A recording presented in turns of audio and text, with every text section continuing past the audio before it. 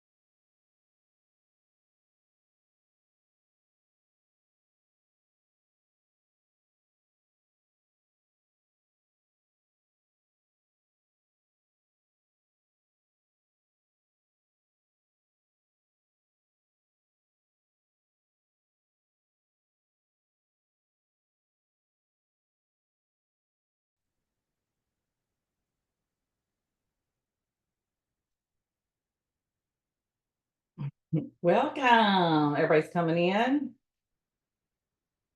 Welcome, welcome. We're going to give everybody a little bit to get in here and get situated. As you're Good morning. coming in, if you will please be sure to mute yourself, it's easier. We want to hear from you if you want to talk to us for sure, but that way we can minimize background noise. And then also, if you will please change your name on your screen to your first and last name, that'll help us know who you are.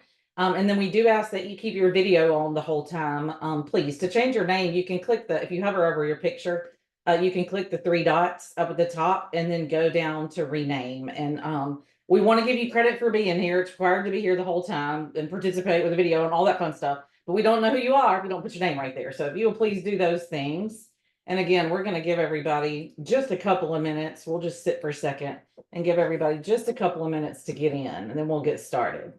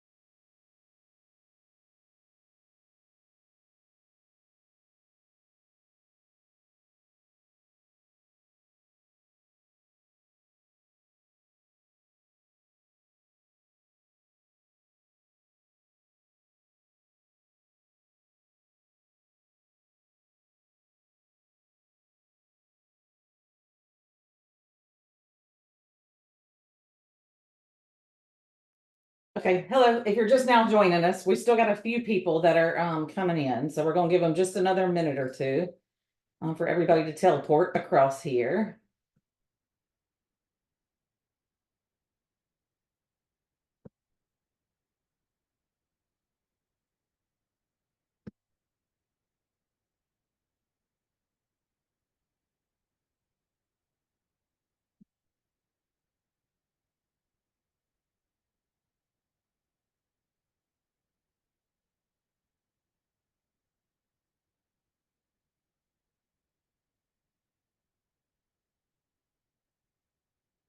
All right, I think we've got just about everybody in here. Make sure I've got everything ready. Okay, so good morning. This is the Master Teacher of College and Career Readiness course. We're excited that you are here with us this morning. Just a few housekeeping things before we get started. You saw all of this and the stuff that the Council on Economic Education sent you, but you got to be here the whole time for orientation. It's going to last until about 12 today. We will take a short break around 10:45, 11 to get up, grab some water, use the restroom, all that fun stuff. But we will be here until 12 o'clock. Today, you are required to be here the whole time to get credit for the orientation. And we ask that you please change your name on your Zoom screen to your first and last name. And then be sure that you keep your video on to get credit for being here. So if you don't know how to do that, if you hover over the little block of your picture, there's three dots will pop up. It'll say ask to mute and then three dots. And if you click those three dots, you can go down to rename, and then you can change your name to your first and last name. And again, that's how we know who you are. Otherwise, we wouldn't know who you are. So again, welcome, Master Teacher of College and Career Readiness. My name is Teresa Connor. I'm one of the instructors and course designers for the Master Teacher of College and Career Readiness. A little bit about me. I'm just finished my 17th year teaching in Rankin County School District. I've taught CCR since before CCR was a thing, actually. So yeah, I love it. I also teach work-based learning. And I work with other organizations around the state of Mississippi supporting college and career readiness across the state. So I'm so glad that you are all here. We also have two members with us from Get to College. One is Kirsten Dufour, one is Shannon Grimsley. I'm gonna let them introduce themselves.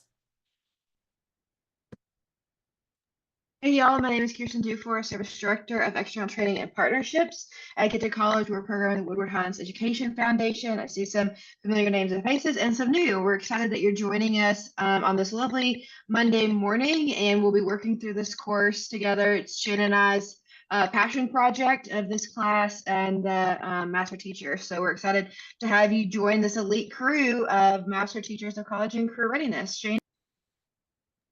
Yeah, good morning. My name is Shannon Grimsley, and I'm the Assistant Director of External Training and Partnerships here at Get to College. And both parents are teachers, and I love to grade papers. So I'm so excited to get to grade all of y'all's assignments and master teacher. I love to grade papers. It's like my most fun thing to do. So feel free to message me at any time if you have questions about any of your grades, but I know you all are going to do great. All right, so first things first is the Mississippi Council on Economic Education has several master teacher programs that run concurrently in the summer. And so they're not able to come and introduce themselves to each one of them starting at the same time. And so Selena, the president of Mississippi Council on Economic Education, asks that we show a short video about what these things are about. So I'm going to do that real quick. I'm going to share my screen. Let's see if it will. Do y'all see that? Are you able to see the? Here, let me make a full screen. All right, here We're we go. seeing the spreadsheet, Teresa. Oh, are you? Mm-hmm. Okay. Hi, everyone. Okay, I'm hold Selena on. Schwartzfeger, President of the Mississippi Council on Economic Hold on. Education. I'm having some technical difficulty here.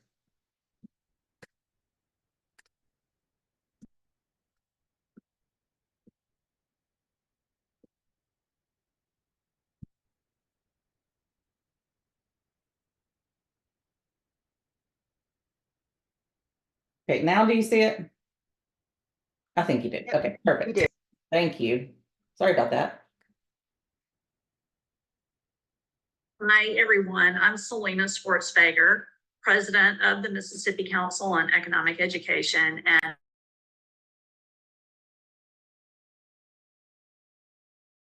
We can't hear anymore, Teresa. a brief overview of some of our expectations, some of your expectations and deadlines that we will meet and that you will need to meet. So each of you has signed up for one of our 5 master teacher programs, either of economics, entrepreneurship, personal finance, college and career readiness, or the brand new career readiness for special education teachers. All of those courses are 75 content hours with the exception of the MTCCR, the brand new program, and it will be 40 hours of content. And you will be completing this over the next month or 2. They are somewhat self-paced. Your instructors will talk to you about any deadlines that you must meet during the course of study. If you do not finish, I just need to remind you, if you do not finish by the published due date, then you will be charged a drop fee of $250. And we do that because we don't charge you to take the course, which is extremely unusual. As you know, most courses that you take have a tuition fee associated with them. We have very generous sponsors that have chosen to cover your tuition, but so that you have some skin in the game, and when it gets a little bit tough, you don't decide that it's not something you want to keep doing. You just need to remember that you do have some skin in the game, and that's through a drop fee of $250. Now, at the end of the course, your instructor will notify my office on who did and did not complete. If you did not complete, you will immediately be charged. Your debit or credit card will be charged that drop fee.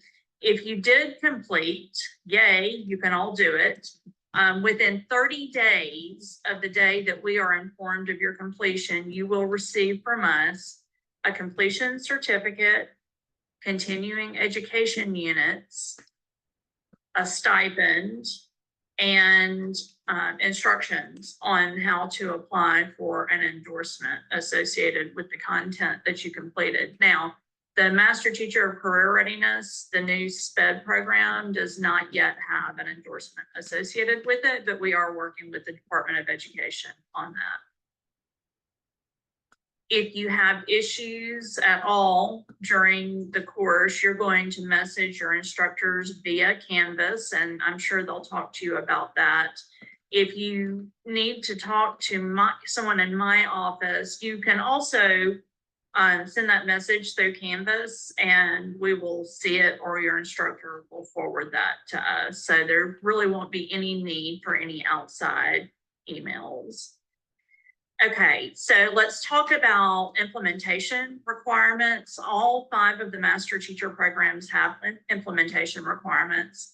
The Master Teacher of Economics, you certified that you would have your students compete in the online Econ Challenge next school year. Master Teacher of Personal Finance and College and Career Readiness, you have certified that you will have your students participate in the online Personal Finance Challenge next school year. And you have three chances to do that: October, December, and March. And Jessica Lewis, the program coordinator for MCE, will remind you of those opportunities.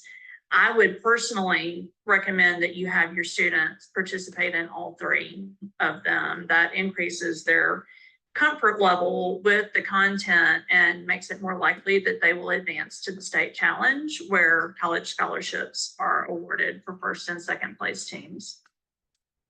Then Master Teacher of Entrepreneurship, you are highly encouraged to participate in the Southern Entrepreneurship Program, which comes out of the University of Southern Mississippi, and your instructor, James Wilcox, will be talking to you about that. And then lastly, Master Teacher of Career Readiness for special education teachers.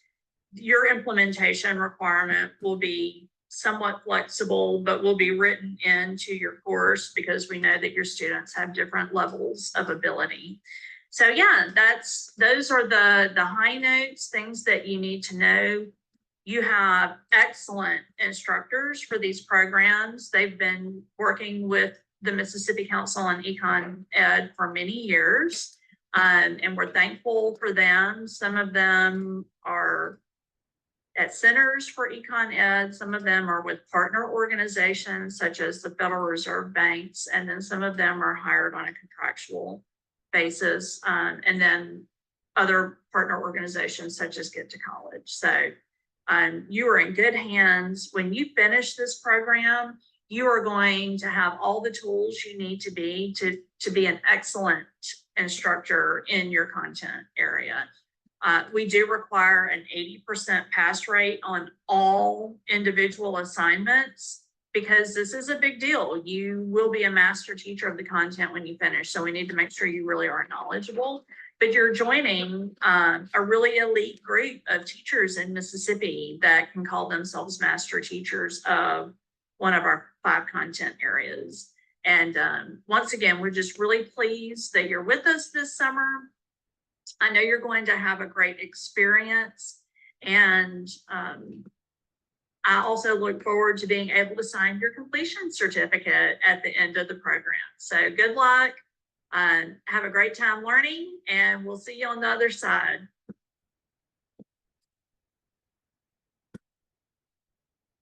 Okay, so there we go. That was Selena with the Mississippi Council on Economic Education. So give me just a second to get out of this. What we want to do next is we want to hear from each of you.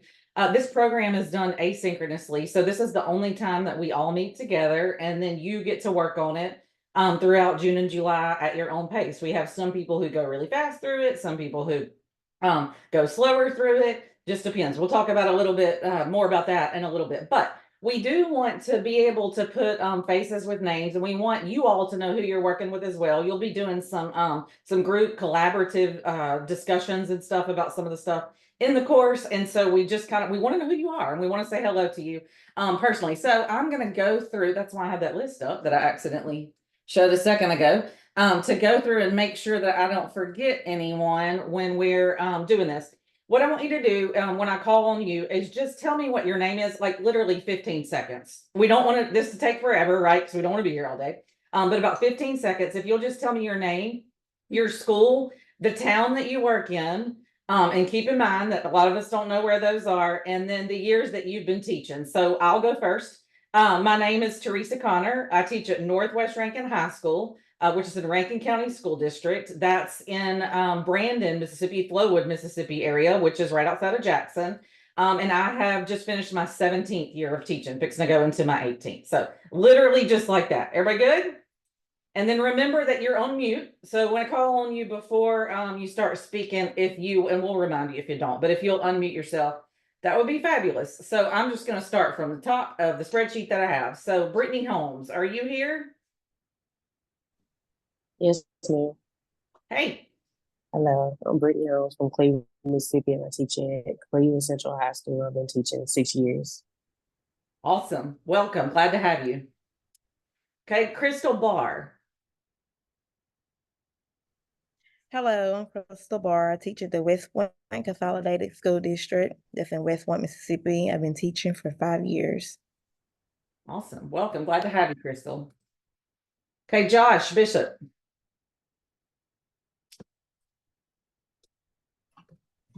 I'm Josh Bishop. I teach at Pascagoula High School. I think this is my 22nd year. Wow. Awesome. Glad to have you. Okay, Jonathan Brassfield. All right, Jonathan Brassfield, can y'all hear me? Am I good? Yes. The Brassfield, I'm at Pastor Christian High School in Pastor Christian, Mississippi, and this is my 6th year teaching. Awesome. Glad to have you. Okay, oh gosh, y'all. And if I mess up these names, please correct me, and I don't mean to mess them up. So Markia Brown, did I say that right?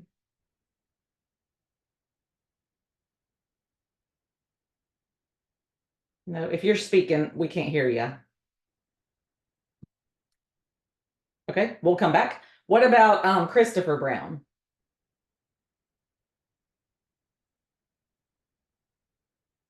No?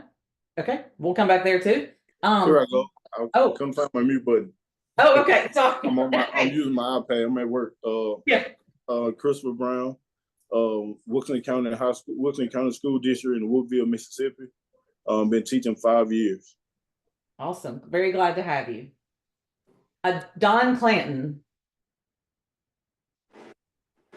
Don Clanton. Can you hear me?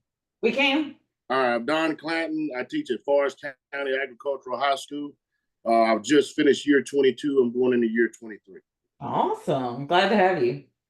Lydia Cross.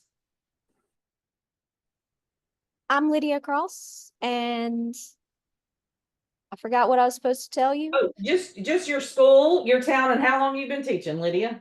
Faulkner High School in North Tippah School District, and this is my 10th year. Awesome. Glad to have you. Okay, Jeffrey Gordon.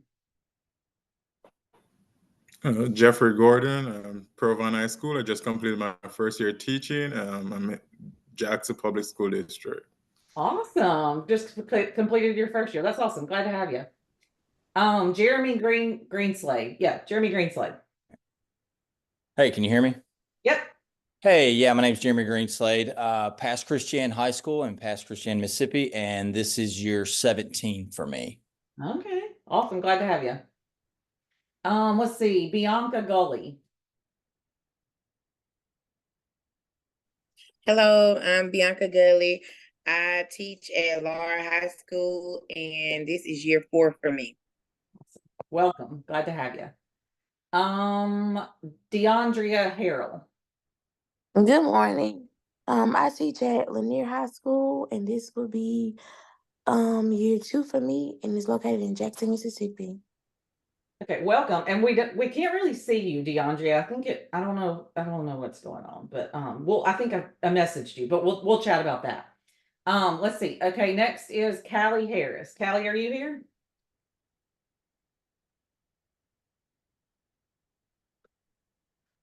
Okay, we'll come back. Shalonda Harris. You're on mute, Shalonda.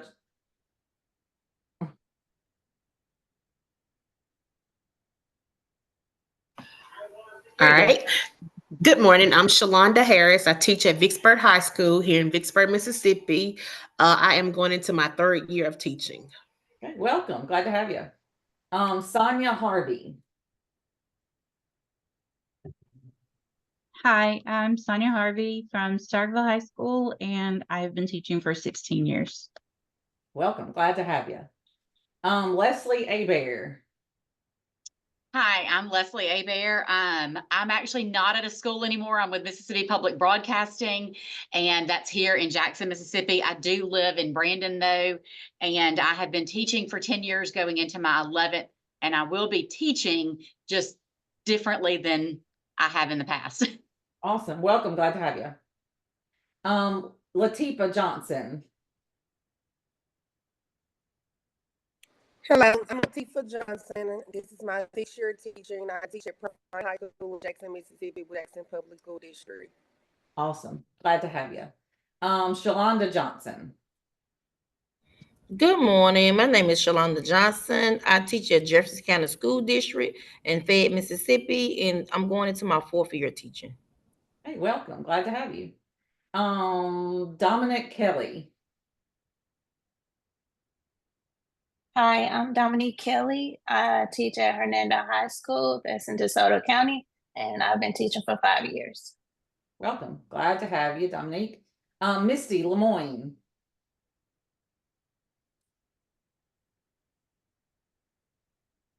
Misty, if you're speaking, you're on mute. Okay, we'll come back there. Let's see. Braden Miles.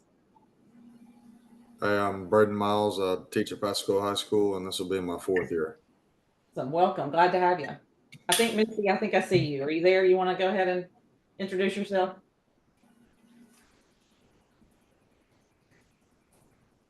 Oh, we can't hear you. I think you're talking, but we can't hear you. And you're not on mute. Okay. Can you hear me, Teresa? Yes. Okay. I'm Misty Lemoyne. I am from Puckett, Mississippi, which is right outside of Brandon. This will be my 21st year in the classroom, and I teach CCR. So I'm hoping I'll get some more wonderful information to use in my classroom. Awesome. Welcome. Glad to have you. Tanya Mooneyham. Hello. Can you hear me? Sorry. Yeah, yes, you're actually on here twice. I am on here twice because I may have to leave. I'm sorry, but I'm just going to use my phone when I leave. Okay. I teach at South Pontotoc High School. This will be my 4th year. Awesome. Welcome. Glad to have you. Roderick Moore. Hello, I'm Roger Moore. I'm teaching at Morris Point High School with Morris Point School District. How long you been teaching? Now I've been teaching for 17 years. Okay, me and you both. Well, glad to have you. Thank you. Let's see, Kelly Morgan. All right. Hey guys, my name is Kelly Morgan. I teach at DeSoto Christian Academy in Olive Branch, Mississippi, which is just in the northern part of the state. And I just finished my 2nd year. Awesome. Glad to have you. Welcome. Calvin Morgan. Good morning. My name is Calvin Morgan. I teach at Warren Central High School, and I've been teaching 30 years. Oh, wow. That's awesome, Calvin. Glad to have you. Michelle Muncher. Hi, my name is Michelle Muncher. I teach at J.Z. George High School in Carrollton, Mississippi. It's between Grenada and Greenwood. And I'm starting my 32nd year, still going strong. There you go. Good for you. Glad to have you. Welcome. Catherine Miles. Hey, good morning. I'm Katie Miles. I am at Biloxi High School, and this will be my 8th year teaching.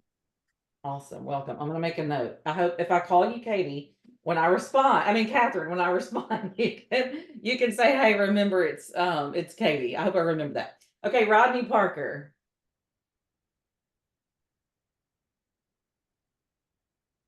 Do we have Rodney? If you're speaking, you're on mute. No? Okay, we will come back to him also. Let's see. Tori Pinson. Good morning. Morning. Hi, I'm Tori Pinson. I teach at Oklahoma High School in Oklahoma, Mississippi, and I'm going into my 10th year of teaching. Awesome, and I love your background there. That beach is nice. Cheryl. Hey, Cheryl. Rodney's here. Hello. Hey, who? Hey, this Rodney Parker. I'm sorry. Hey, how are you? I'm good.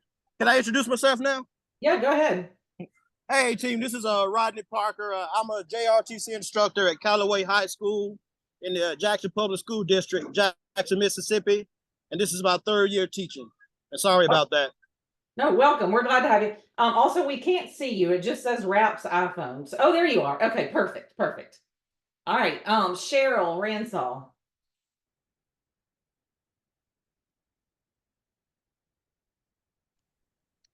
Good morning. My name is Cheryl Ransom. I am from West Point High School, which is with West Point Consolidated School District, and this will be my 18th year of teaching. Awesome. Welcome. Glad to have you. Tori Rice. Hello, my name is Toy Rice, and I'm teaching at Starville High School, and this is my 4th year teaching. Welcome. Glad to have you. We got a lot of men on here. I think Kirsten, Shannon, y'all remember this is a lot. I like it. Stephanie Rupel. Hello, this is Stephanie Rupel. This is my 13th year of teaching, and I teach at Tishomingo County High School, which is as north of Mississippi as you can go. Yeah, awesome. Glad to have you. Stephen Wade.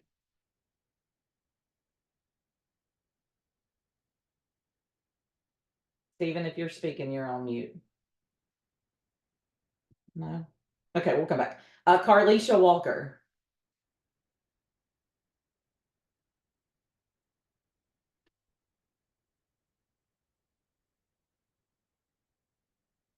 Okay, we'll come back to that one.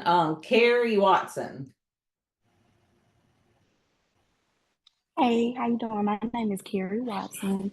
I teach at Crystal Springs High School that's located in Crystal Springs, Mississippi, and this is my 5th year teaching. Welcome. Glad to have you. Amanda Williams.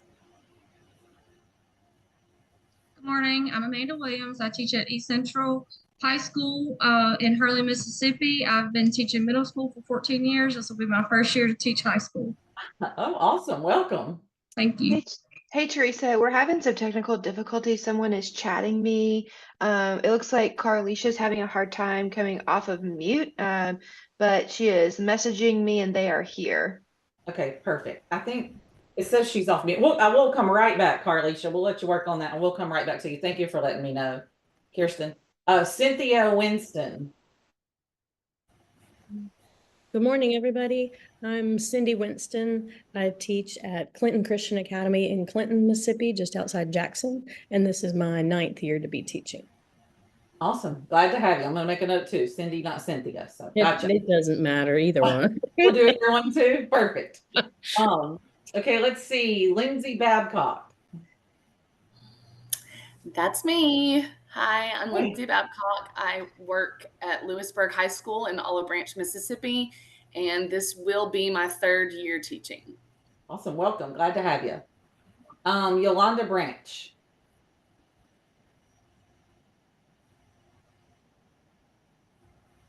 No?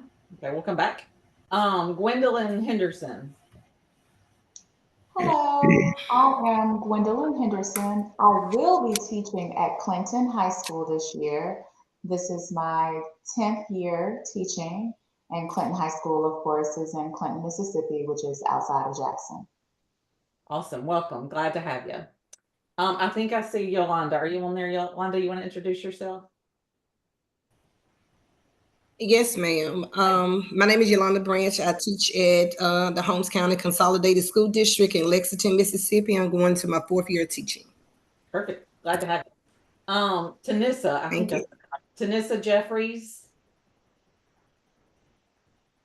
Good morning. My name is Tanisha Jeffries. I teach at Tishomingo County High School, which is in Iuka, Mississippi, and this is my 16th year teaching. Welcome. Glad to have you. John Sumrall. Hello, I'm John Sumrall. I work at Oak Grove High School in Hattiesburg, and I just completed year 15. Awesome. Glad to have you. Kimberly Angeletti?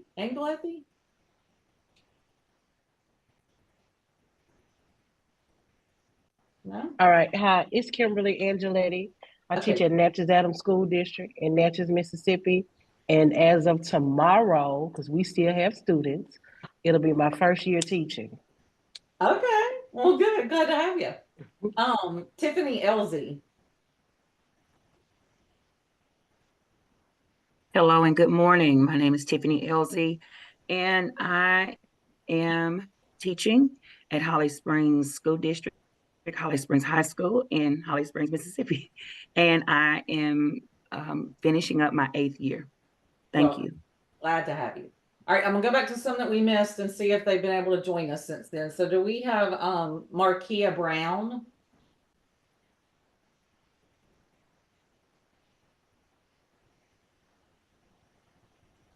Okay. What about DeAndrea Harrell? Markia is here. I'm in a bus training. I'm sorry, I had to skip out of the room. Hello, my name is Markia Brown. This is my 5th year teaching. I teach at Riverside High School in the West Line School District in Greenville, Mississippi. Awesome, glad to have you. Who did I just skipped over? Oh, DeAndrea Harrell. Oh, yes, ma'am. I went already. You did go already. I thought you did, but I thought, gosh, I don't want to skip her. Okay, perfect. What about Callie Harris?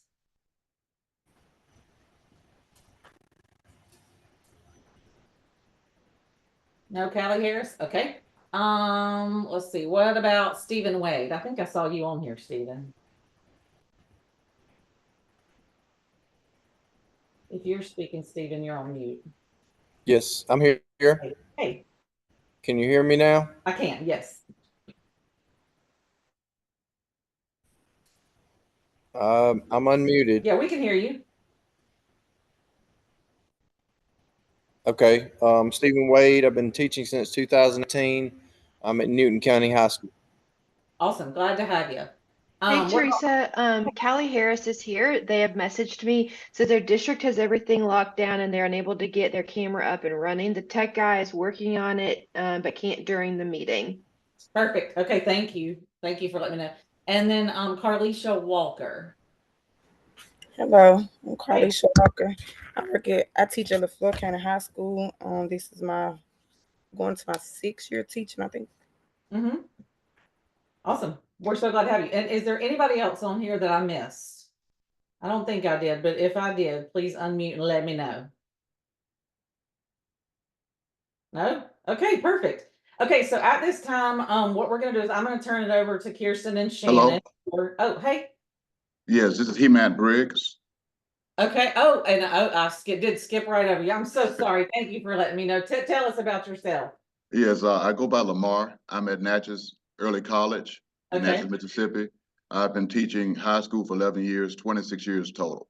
Wow, glad to have you. And I'll make a note. If I call you the wrong name when we're grading, you tell me. No, I go by Lamar. So thank you. Sorry I skipped over. All right, thank you. Okay, so now we're going to turn it over to Kirsten and Shannon with Get to College, and they are going to put you through Get to College boot camp and give you everything you need to know about that. All right, so we are excited that you're joining us. If you have not responded, Shannon and I are working through the roster list. Get to College is excited to have a new batch of master teachers, so we want to celebrate you. And if you don't know anything about Get to College, you're about to learn, but we like to send you gifts. And so we're going to send you a t-shirt and some materials and things. So if you have not responded, we need your t-shirt size because that wasn't collected in registration. So if you haven't already responded to Shannon or I, if you'll direct message us what your t-shirt size is, we want to be able to send you a nice package to the address that you registered with a t-shirt and some Get to College goodies, because we know that you are giving us your time over the summer, which you probably want to be sitting at a pool or laying grass or whatever it is that brings you joy over the summer, but you're going to be working through some modules. And so we appreciate the energy that you're giving us today. Again, my name is Kirsten Dufour. I am Director of External Training and Partnerships. Love to hear that there were some Hattiesburgers in around. So John Summerall, I live in Oak Grove, just down the street. So excited that you're joining us. I work within the capacity building and training for Get to College. As you heard, Shannon is the assistant director. She's got more years of experience than I do and more knowledge probably when it comes to the admission side. I've got the financial side, and that's what we're going to teach you today. Shannon, tell them a little bit about yourself. I was just going to say that I was really excited to hear all you North Mississippi folks. I heard Faulkner and Tisch County. I grew up in Corinth, Mississippi, so up there in that very northeast corner of Mississippi as well. So welcome. I don't get to be around my people, as I call them, my North Mississippi people, very often living down here. I live in Jackson. So this is my 26th year in education. 13 years I spent at Millsaps College in the admissions office. And then I've caught up here at Get to College and just finishing my 13th year at Get to College. So equal amount of time at both places. So we're glad y'all are here today. All right, so we know that some of you may be having experience that you're bringing from your own college experience. Some of you may have experience from your children, or some of you, it may be a hot second since you've looked at a financial aid form or talked about college and things like that. I can tell you I was working on the updates last night and it's constantly changing. So what you maybe talked about last year may not even be relevant this year. And so what we're going to do is what we call Get to College Boot Camp. As Teresa shows you in a little bit what the course modules look like, if you've logged into Canvas, if you've looked, there are 3 modules in the College and Career Readiness curriculum that relate to post-secondary. And so it's important to know that we define college as anything post-secondary. So a 6-week certificate program to do trucking, all the way to a bachelor's degree, 4-year degree. Okay, so any of that we define as college. And so we want to all start on the same page here, making sure that we're speaking that same language. We understand that there is a lot of different paths for students. So the support from Get to College and the College and Career units cover the college search and selection, the financial aid, the transition summer melt, and we've also worked some supports around the career exploration, which you'll see that because we know from student experiences that it's hard for them to understand why unless they understand the how. So understand why they need to get a post-secondary unless they understand how it's needed in their next steps. So I'm going to screen share, but Shannon and I are going to go back and forth. The way that we're going to present today is we try to break it down to a little bit more in-depth topics that you need to know about, but in a timeline. So kind of thinking about it, what you need to know in the fall semester, beginning from now until September, and then October to December, and then kind of the spring semester. We know not everybody's going to be teaching seniors, but a lot of this course relates to the action items that seniors need to be taking. So kind of be thinking through, we will send you some resources that include junior and senior material, but think about how you can include sharing that knowledge to whatever age group that you're going to be teaching in whatever format. There's a lot of really important deadlines that we're going to look at that you need to pay attention to, and you need to make sure your students understand. We're going to present most of this information in that space, but if you have specific questions, feel free to utilize the chat. All right, Shannon, are we good to go? All right. Yeah. Let me get my screen set up. Okay.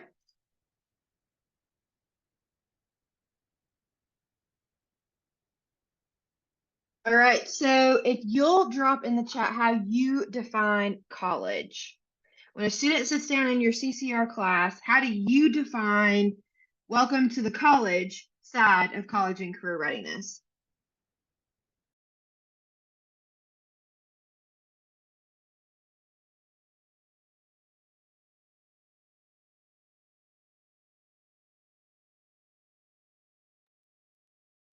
I see anything post-secondary, anything beyond high school, post-secondary education.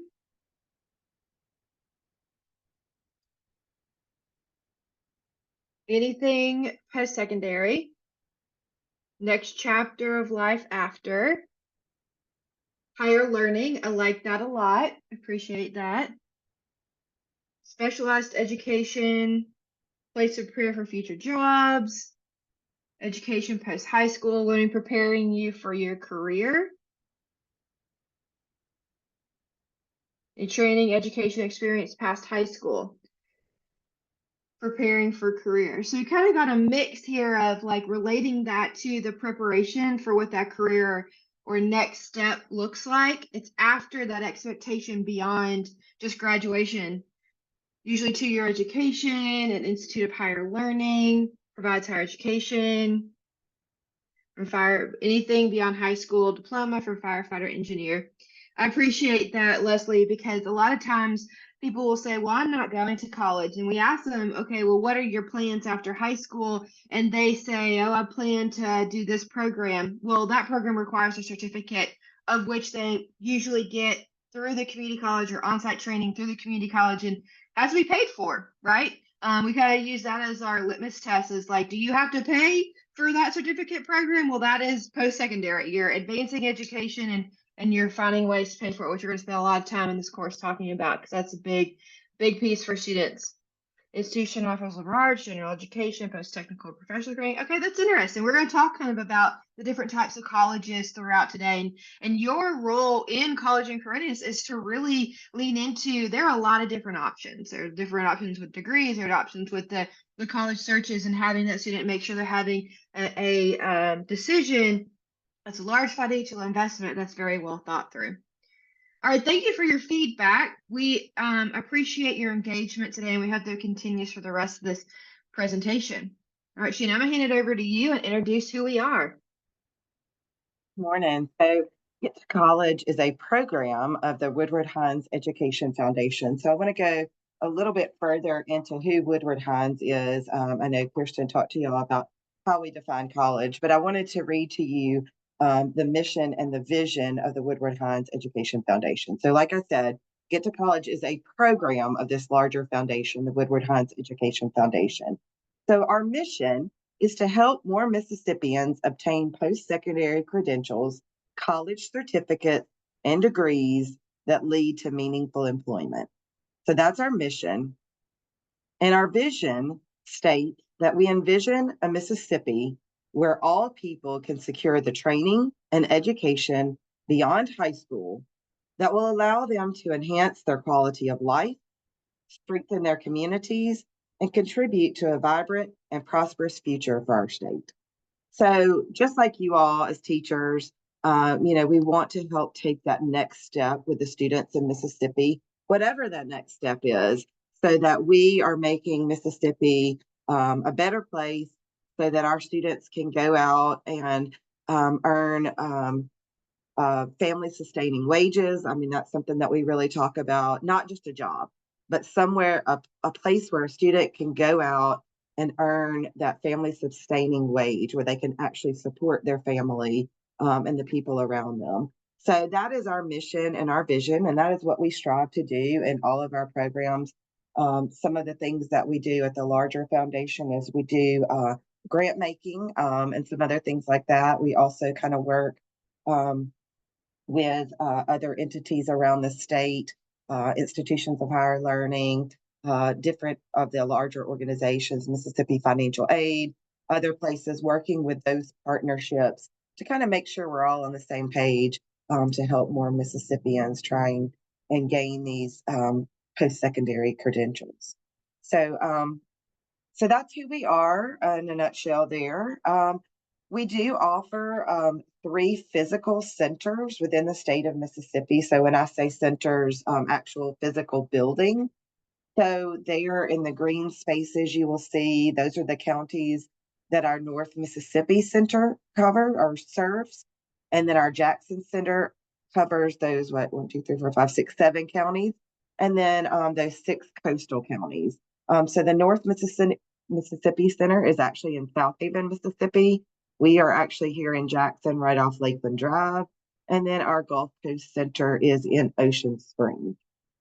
So in 2023, we served 2,900 students physically in our centers. And that was through a variety of different ways. Either they walked physically into our center and we helped them, or we helped them through a virtual appointment through our centers. And we do have those offerings on our website. So if you're not in a physical location to a center where you or your students can actually get to that center and meet with someone one-on-one, we also offer virtual appointments where your students can sign up online for a virtual appointment and meet with a counselor on any number of topics throughout the year. So make sure that you know, even if you're in those white areas, I told y'all I'm from Corinth. That's the white area, right? Kirsten lives in Hattiesburg. That's one of those white counties right there on the map. But we still help students in those centers through our virtual appointments, and then through outreach sometimes in certain high schools, depending on where they are. All right, so before we get started, we want just a few people, and I want you to say this out loud, not in the chat. So we're going to ask that 2 or 3 or 3 or 4 people unmute and tell us what one goal they have for joining this Master Teacher of CCR class. So the first person to unmute wins. Good morning. This is Tiffany Elsie. My goal for myself and for my future students is to give them more options, to know that they do not have to be inside of a box, think outside of the box. That's really my goal for them. Thanks. Great. Thank you, Tiffany. 2 or 3 more. Leslie Abear. My goal is to provide, I guess, this course, an effective instruction for this course to an audience that might be homeschooled or have maybe at their in the hospital or something, and they can't be in a classroom. And so that's my goal for this course, is to learn as much as I can to provide that service for those individuals. Thank you, Leslie. Sorry. I'm just new to CCR, so I'm really learning how the class works and things like that. I took 10 years off from teaching, taught Spanish, and now I'm doing CCR. So I just wanted to have some extra resources and information to give my students, because like I said, I'm new to the class too. So it's going to be exciting for me to hear and learn more, so I can share with them, my experiences as well as other experiences that they can have to go to college. Like, I didn't know that and didn't realize, just getting a certificate or going and getting an associate's degree is probably better for some of the students, because they're not maybe the highest, education in their classes, and they don't want to go to a 4-year college, but to get that certificate is a huge benefit to them in their lives and helps them start a career. So that's what I want to get out of this course. You, Lindsay. Cindy? I want to be able to learn more about Mississippi specific information. I'm new to Mississippi, coming from Memphis. So to be able to learn more about MTAG and things like that, and also get my students the post high school education that they want with as little debt as possible. Perfect. Thank y'all so much. I knew I could count on teachers to volunteer. Y'all are always asking for students to volunteer. So I knew my teachers would step up here. So perfect. Thank y'all so much. And we're going to talk about a lot of those things that y'all mentioned in this introduction. Then, of course, you're going to get a lot of things within the modules too, to kind of emphasize what y'all are looking for. So I'm going to turn it over to Kirsten so she can talk about some of the resources that we have. All right, so Get to College understands how important this class is. Before the college and career readiness class, it was really only students that had access to funds, maybe for a private counselor, or had access to transportation to be able to go to a workshop that maybe a college was hosting or get to college center or things like that. The college and career readiness really changes the opportunity for students to have conversations with you as adults and has it in the classroom versus those that have access to those resources, financial, transportation, things like that. And so we invest a lot of time and a lot of financial resources so that everything we do is free for you, your classroom, and for your students. And so these are some of the things that we have that are available. We wanted to start here to say that if there's something that you realize, maybe you've been teaching CCR, you're coming into this to learn more, or you're brand new and you realize in October, gosh, it'd be really great if we had, please let Shannon and I know. This is not just for the next 7 weeks, we are going to be best friends. This is a lifelong friendship that we're developing here. You're building your social capacity. You're adding, 2 great resources and knowledge, but also we want to make sure that what we offer and what we provide for you are helpful and valuable. So we have a chat bot on our website. Its name is Cha-Ching. To talk about, financial aid, and it answers a lot of those questions for you or your students. That'd be a great way maybe to engage. We have some resources that include a scavenger hunt that you can talk to Cha-Ching. We've got lesson plans. You'll see those in the modules. We go through in the summer and we update those. They're Google compatible, so we adapt them, and so they're always for the beginning of the school year live and updated as best as we know as possible. Sometimes financial aid delays a little bit. We have got college planning videos. You're going to see a lot of those throughout this course. You're going to take quizzes. All of those are on YouTube. They're less than 3 minutes. They're quizzes that you're going to be receiving in the export. So they're things that you can use in your classroom that breaks down. If you're like, yeah, I don't know how to talk about college, and Get to College is really good at that, but they won't come to my school. Hey, listen, these videos are literally Get to College talking about it in your school. And we built those intentionally. We've got a senior presentation that's going to be hyperlinked that you can use, and it has a script in it. So if you go to the notes section, it's literally what Get to College uses, and what we say, it gives you that, so that way you can do that exact same thing in whatever format works for you in your classroom. BigFuture.com is a great resource. It's put on by the College Board. It's a great place to have students in that exploration phase. We've got a robust YouTube channel, and then our social media. We do a lot of updates as far as what's current and what's live, particularly around FAFSA season. We use social media to get that out very quickly. And then the Get to College staff, while you only see Shannon and I, you're going to see a lot of different faces of Get to College over the course of this. And we've got team, there's gosh, almost over 20 of us now, between the Delta that's remote and our centers and our state team that works, and then the capacity building. So Get to College is here to be a resource for you. Give us a call, shoot us a text, whatever you need to.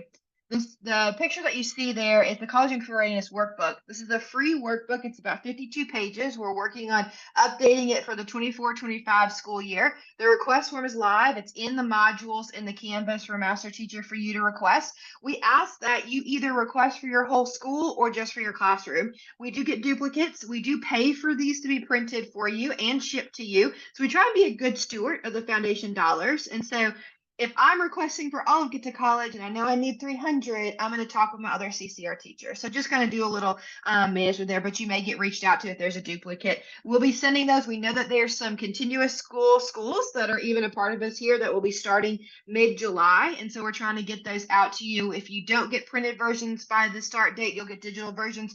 We do offer them in Spanish as well. So they're all translated. Again, these include really heavily the career exploration unit, the college search, the transition, and the financial aid pieces. You're going to see a lot of snippets from this workbook. I've got one right here that I'm actually going to reference. And so it's hyperlinked throughout the whole Master Teacher module. So we just wanted to tell you the lesson plans are also linked, and the presentation is linked. So they all talk to each other about, if you hand the workbook, this is what you talk about on this workbook page type of thing. All right, so the way we're going to roll today is we're going to break down the information in the boot camp section that you're going to get more details about, but we wanted to give you some time to dialogue around this because it's asynchronous, and we won't be there to answer your questions except for an inbox. So the way we're going to break this down is we're going to do it kind of by semester. All right. And a lot of this is going to be again for seniors, but we're going to start at the beginning of the fall semester. So we're really going to tackle really from now through September, and then we're going to do a second section because financial aid really kicks up in October through December. So let's start with August to September. Shannon, take us away. All right. So very first thing that we want to talk about, what you can do in August, is one of the things that we offer on our Get to College website is our Get to College high school dashboard. So all the high schools in Mississippi, we have a video, Kirsten, or you want me to pull it up on my, we got a video. Okay.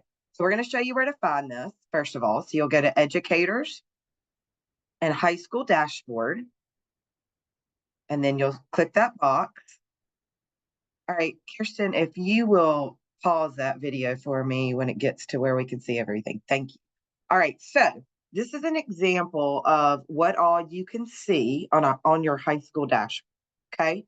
So at the top there is a drop-down menu where you see where it says Amanda Elsie. You'll drop down right there and you'll be able to see your high school. It'll probably show that in a minute in the video, but I just wanted to stop and kind of show you all the pieces of this. So I tell people all the time, we in high schools, or you all in high schools, I'm not in high school, know a lot of this information, some pieces of this, right? But very few times do we get to see the whole picture altogether, okay?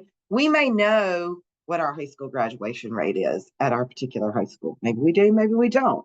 I always laugh about the story. One of our Get to College counselors used to work at a high school, and she said, we used to tell everybody that our high school graduation rate was 90%. And she said, come to find out, it was nowhere close to that. But she said, we were doing that based off of what the students were telling us, right? This information here is pulled, it's official data that we pull from official sources. So you've got your high school graduation rate, your senior class size, your post-secondary enrollment, and your free and reduced lunch percentage, all right there in that top button. You have got for the last 2 years, the average ACT for the state of Mississippi, and then your school average. So you can see how you can compare there. You have got for the last 2 years, your FAFSA completion rates by the March 31st deadline and by August 31st. And we're going to talk about why March 31st is so important in just a minute. And you see that at the bottom, you've got how many students for the last 3 years got or received the help grant. And that's why that that March 31st deadline we highlight in the bar chart above that, because we want all of our students to be completing the FAFSA by March 31st, because in order to receive the help grant, which we're going to talk more about later, you have to complete your FAFSA or you have to complete your MAP application by March 31st. You've got all this information at your fingertips. This is the very first thing you need to be looking at. So you see here the drop down and all the high schools are listed there. So go find your high school ASAP. Your first assignment in college and career readiness module is going to be based on this actual high school dashboard right here. So familiarize yourself with that and use this as a resource as you learn to understand your student population. Because if you learn to understand your student population, you don't talk to everybody in the same way, right? Every school is different. Every school population is different. Every student is different. So if we see that we have a really low ACT score school-wide, right? But we know that it takes a 20 ACT to get the help grant, what do we need to be doing? We need to be seeing how we can improve our ACT scores. Or if we see that we have a 100% free and reduced lunch rate, we know that all of our students need to be doing the FAFSA, right? Because that's based on a family's finances or their household income, okay? So there's a lot of things you can learn from this. So make sure that you're going out, looking at your high school. You'll have to do it anyway, because it's one of the first modules that your first assignments you'll do in this college and career readiness course is to look at that high school dashboard. Some of the other things that you need to be doing in August, once you understand your high school population, is college planning conversations. And we're going to talk more as we go through this morning about how you talk to students about what their plans are and what they need to be doing in this college planning process. Also, if they have not visited colleges yet, we need to be encouraging them to take a visit to colleges. You know, a lot of students think, and we'll talk more about this more in depth later too, but they think just because they've gone to a football game on a college campus that they know what the college is about. Well, football is just a small part of college life, right? What's the main things we need to be looking at? Academics, student life, what that campus is like. So we know that not every student has the luxury sometimes to visit campus. So sometimes if the schools or CCR teachers or counselors or other people in the school can plan some college visits, and we'll talk more about that in a little bit. That's something that, you know, you all can do as CCR teachers, see about planning, you know, some group visits to some different colleges. So that's something we need to be doing early because they're going to be having to make some decisions about where they want to go to school. And if they haven't visited there yet, they can't really make that educated decision. Also, one of the things that, you know, students, when they go to college, they're asked right away, what's one of the questions that people say? What are you going to major in? What are you going to do? Well, chances are a 17 or 18-year-old doesn't know what they want to do yet. You know, I'm 50 years old and I'm still figuring out what I want to do some days, you know, right? So, but one of the things that we've developed here at Get to College with some grant money that we received is a Top Jobs Explorer tool. And so this is another tool that's on our website. It's actually under the student section versus the educator section. And it's a really neat tool where students can go out there. Again, it is based on family sustaining wages based on the ALICE threshold. So no jobs that are listed there would be a job where they wouldn't receive sort of that family sustaining wage.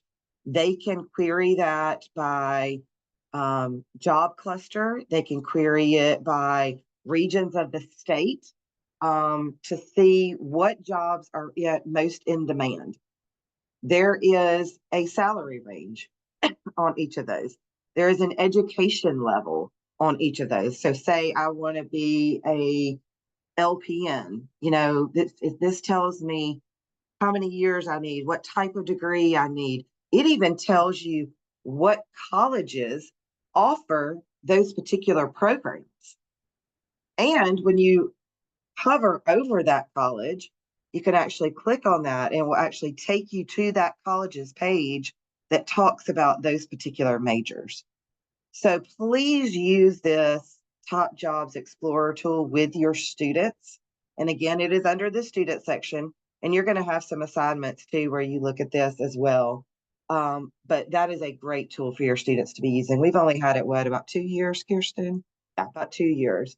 It's a great tool for your students to use.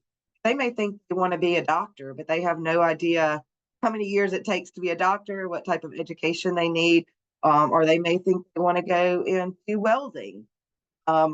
Where do they offer that? What type of degree do I need and what type of money do they make? So you can find out all of those things with the Top Jobs Explorer tool. So one of the things we often take for granted, I think, if we have ourselves gone to college or any type of post-secondary, is that students understand what types of degrees there are out there. And oftentimes we find that they don't understand. I mean, these are words we use in higher ed, right? These are not just everyday general terms that that we use. So making sure that our students understand the types of degrees that are out there. And so again, this is something that's in that CCR workbook. But you know, making sure they understand what a certificate program is. Like I think maybe Lindsay said this earlier, you know, making sure that students understand, you know, if I go to 1 year at a community college and get this certificate, which that Job Explorer tool will help you understand, I'm going to make a significant amount more money by getting that certificate. So it's not just go out and work. There are options for students, to spend a semester, to spend a year. One of my coworkers, her son spent a year at one of the local community colleges, and he's working he spent a year doing HVAC at one of the local community colleges. 1 year out of high school, he's making more money than me, guys, with a master's degree. But he's making a significant amount more by getting that 1 year certificate. And he was immediately hired, and he's out there making great money. So making sure they understand what a certificate program is, understanding what an associate's degree program is. That's generally a 2-year degree from one of our community colleges. So an example of that would be an associate's degree in applied science. I did the community college route. So I have an associate's degree, a bachelor's degree, and a master's degree, right? So knowing that students can have like multiple degrees, right? If they go on beyond that. But some jobs or some career tracks just require an associate's degree. So it might be, hey, you just go for a year or two to a community college, get your associate's degree, and that is what's required to do the dream job that you're looking for, right? And then a bachelor's degree, of course, is a 4-year degree from a college or university. So making sure they understand those different undergraduates. So those are your undergraduate programs. And then when we move on to graduate programs, making sure they understand that some programs or some majors to get a certain job, it may require a master's degree. So you may have to go to an additional year or 2 or 3 to get that master's degree, or a PhD, a doctoral degree, or some sort of professional degree like medicine, law, or dentistry. So just making sure they understand, this is kind of the beginning point to understand what types of degrees are out there and where you go to get those degrees. All right, something we kind of talked about or touched on a little bit earlier is talking to students about college fit. So having worked at a college, and especially having worked at Millsaps, where it's a pretty specialized campus, I think, liberal arts school, kind of students need to kind of find their niche there. It definitely needs to be a good fit. So making sure that students don't just need to follow their best friend to wherever they're going, or follow their boyfriend or girlfriend to a particular school. They need to be looking at schools for them and what fits them. And so just like a new pair of shoes, like I can't wear Kirsten's shoes, she can't wear mine, right? We need to wear the shoes that fit us, and we need to find the college that fits us, okay? So whether that's a 2-year school, I think I heard somebody talk about that before. I thought I wanted to go straight to a 4-year school. Y'all, I was pretty good in school. But a 4-year school would have swallowed me up emotionally, maturity wise, for those first 2 years.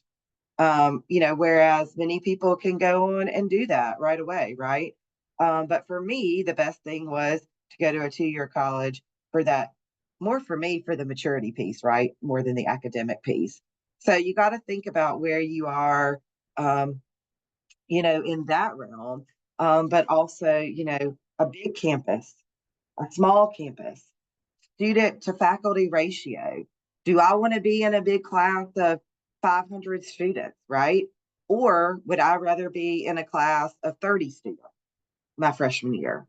And that happens. I went to Northeast Community College and Delta State University. So both pretty small 2-year and 4-year schools, right? I don't think I ever had a class of more than 25 people in my first 4 years of college. And then I went on, got my master's at USM, which was a larger school, right? And I was like, wow, some of these classes are so big, right? And that would not have been a great fit for me. My brother went straight to Mississippi State, and he loved being anonymous in that classroom of 500, right?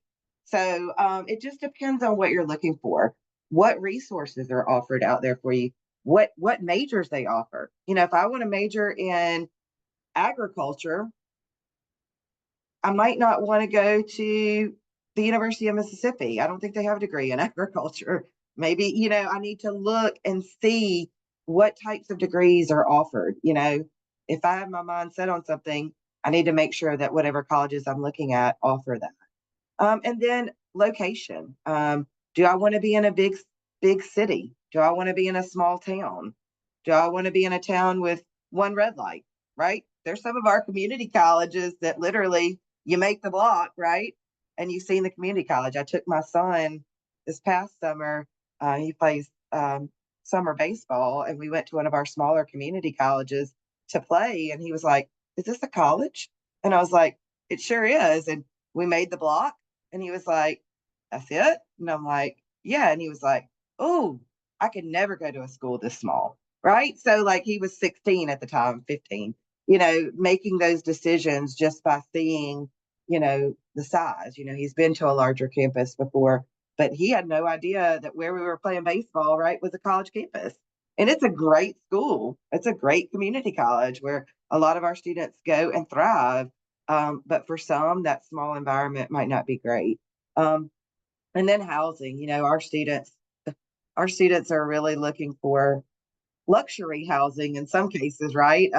Whereas I know when I was in college, you know, we had 4 cinder block walls and shared a bathroom on the hall, right? And we thought that was great. Some students still think that's great. I understand that freshmen at the University of Mississippi kind of fight over being in those older freshman residence halls, which I don't really understand. But some of them, like where my son was his first year in college, it was great. I was like, you have their own bathroom. It was really, really nice. So some students will make a decision based on housing, right? Like, I don't want to live in that dorm. So, and then extracurricular activities too is something that they'll look at. So just making sure that students know they need to be looking at all of these things and they need to be finding their fit. Or otherwise, they're not going to be real happy, right? If they don't find a good fit, they're not going to be real happy. And chances are we may not retain those students, you know, at those institutions, or we may not retain them in post-secondary at all. You know, they may say, this is not for me. So trying to find that good fit is very, very important to talk to your students. All right. So one of the things you can use when talking about different colleges is our college comparison tool. And we've got a video again to show you that. So if we can pause that once we get to where we're seeing that again, Kirsten, thank you. So again, that's under student and college comparison tool. So this is Alcorn. It just, you know, pulled up first. You've got a drop down again that will show you how to navigate in a minute. That has all of the colleges and universities in Mississippi, all the 2-year and the 4-year, and a few in neighboring states that some of our students gravitate to. Like there's a few on there as well. So it tells you, as you can see here, the cost of attendance, cost with no financial aid, the cost of average financial aid, the percentage of students receiving financial aid. It breaks down that cost of attendance there, tells you their top programs, what their middle 50% ACT scores are, the demographics for the state by race and ethnicity, how many in-state students and out-of-state students are there, how many full-time, how many part-time. And then, so it shows you all of this. So we'll continue playing the video. So if you want to pull it up one school at a time, you can, but it also has, so this is showing you how you can navigate from one school to the other. So it navigated to Kahoma, but this is the coolest thing, y'all. You can do a college comparison. You can choose multiple schools, as the video is showing us right now, and it will do like a bar chart for you, put all the numbers down there below it, and the students can compare and contrast whatever schools they're looking at. So this student was looking at Alcorn, Delta State, and Kahoma. They've got all the information side by side to compare and contrast cost, types of students, and all of the demographics that you see on that college comparison tool. So please point your students to this. Again, it's under the student section, just like that Job Explorer. But this is a really great tool when we're talking about fit and what colleges your students are looking at. So you've even got a second one where you can do the 3 colleges, but then you can sort by total cost or demographics. So you kind of get the idea there. Great tool. We use it with our students all the time when they come into the office. All right, Kirsten, I'll try not to talk too long about this. It is my pet peeve. So I'll try not to get on a soapbox. I'll try to read word for word. But today we're going to talk about one other type of college, or another type of college that is out there. And that is our for-profit institutions. So let me define nonprofit versus for-profit. It's very important that our students understand the difference in nonprofit and for-profit. It's important to educate the students on the elements of both so that they are a knowledgeable consumer. If students are thinking about exploring a for-profit college, first you want to identify or verify that their credits are eligible for transfer at a Mississippi community college or university. Also, you want to make sure that the student compares the price of attendance at a for-profit college to a similar program offered at a nonprofit college. So you might be saying, hey, Shannon, what's a nonprofit college mean? Okay, let me define that for you. Nonprofit colleges receive funding. So these are our nonprofits. So these are like our 8 public institutions, our community colleges. They receive funding from a variety of sources such as the government, tuition fees, and donations. The money that they bring back in goes back to the school. Okay, so that's our nonprofit. That's, you know, our 8 public institution, 4-year public institutions, our community colleges. You might be saying to me, what is a for-profit school? Hear me say this. For-profit schools are businesses that have investors who expect to make money. Very different than our nonprofits, right? Who are getting funding from the government, tuition fees, and putting that money back into the colleges. For-profits are businesses, just like any other business that we would visit. They are there, they have investors, and they expect to make money. So I think we have, talking about price, I think we have a little price comparison that will come in here. At a for-profit school, a student is going to be paying 20% more than they would at a nonprofit school to get the same or potentially lesser degree. Because remember, we've got to determine if those credentials will transfer in. For an associate's degree, they're going to pay 4 times more. So there are a lot of things to consider here. For most students, they are looking for an affordable program, right? Many of our students want to do that certificate program or that 2-year program and get out. While there are many schools that offer quality degrees or credentials, unfortunately, these for-profit schools, y'all, what they do, if you haven't seen it in action, go to any college fair where, I won't name names, but where a for-profit school is there, they engage in aggressive and misleading recruitment practices that overstate the program quality and graduation and job placement rates. And they leave students with a lot of debt, underemployment, and economic hardship. Be aware that some for-profit colleges, I'll reword that to say most for-profit colleges do not have the best interest of their students or our students in mind. Remember, they've got investors and they're trying to make money. Y'all, there's nothing sadder than having a student come and sit in your office, which has happened to me and all of my Get to College colleagues, and they have a mountain of debt and a degree that is worthless. Absolutely worthless. So where students get caught up, I mean, I remember having a full-fledged, not argument, but a full-fledged discussion with someone at the school who'd been recruited by a for-profit school. And, you know, they told me, well, they have national credentials. They're nationally recognized. What people don't understand is in the college world, national is not the accreditation you're looking for. You're looking for state or regional accreditation. That's the accreditation that matters when it comes to colleges, not national. So they throw that big national word at you to try and impress you. Okay. So remember, We've got to have regional or state accreditation. So just beware of those. Talk amongst yourselves. Like I said, I'm not going to name any names of particular schools, but you all know who they are. I would say if they ask to come to your college fair, just say no. They're aggressive. They will try to push their way in, but they also prey on first generation college students. Who don't have parents or family members to say to them, you shouldn't be paying, 4 times as much for the same degree that you could get at Hines Community College and it's accredited. Okay. So if y'all want to talk more about that later, and y'all will have an assignment on that as well within your modules. So we just wanted to mention that.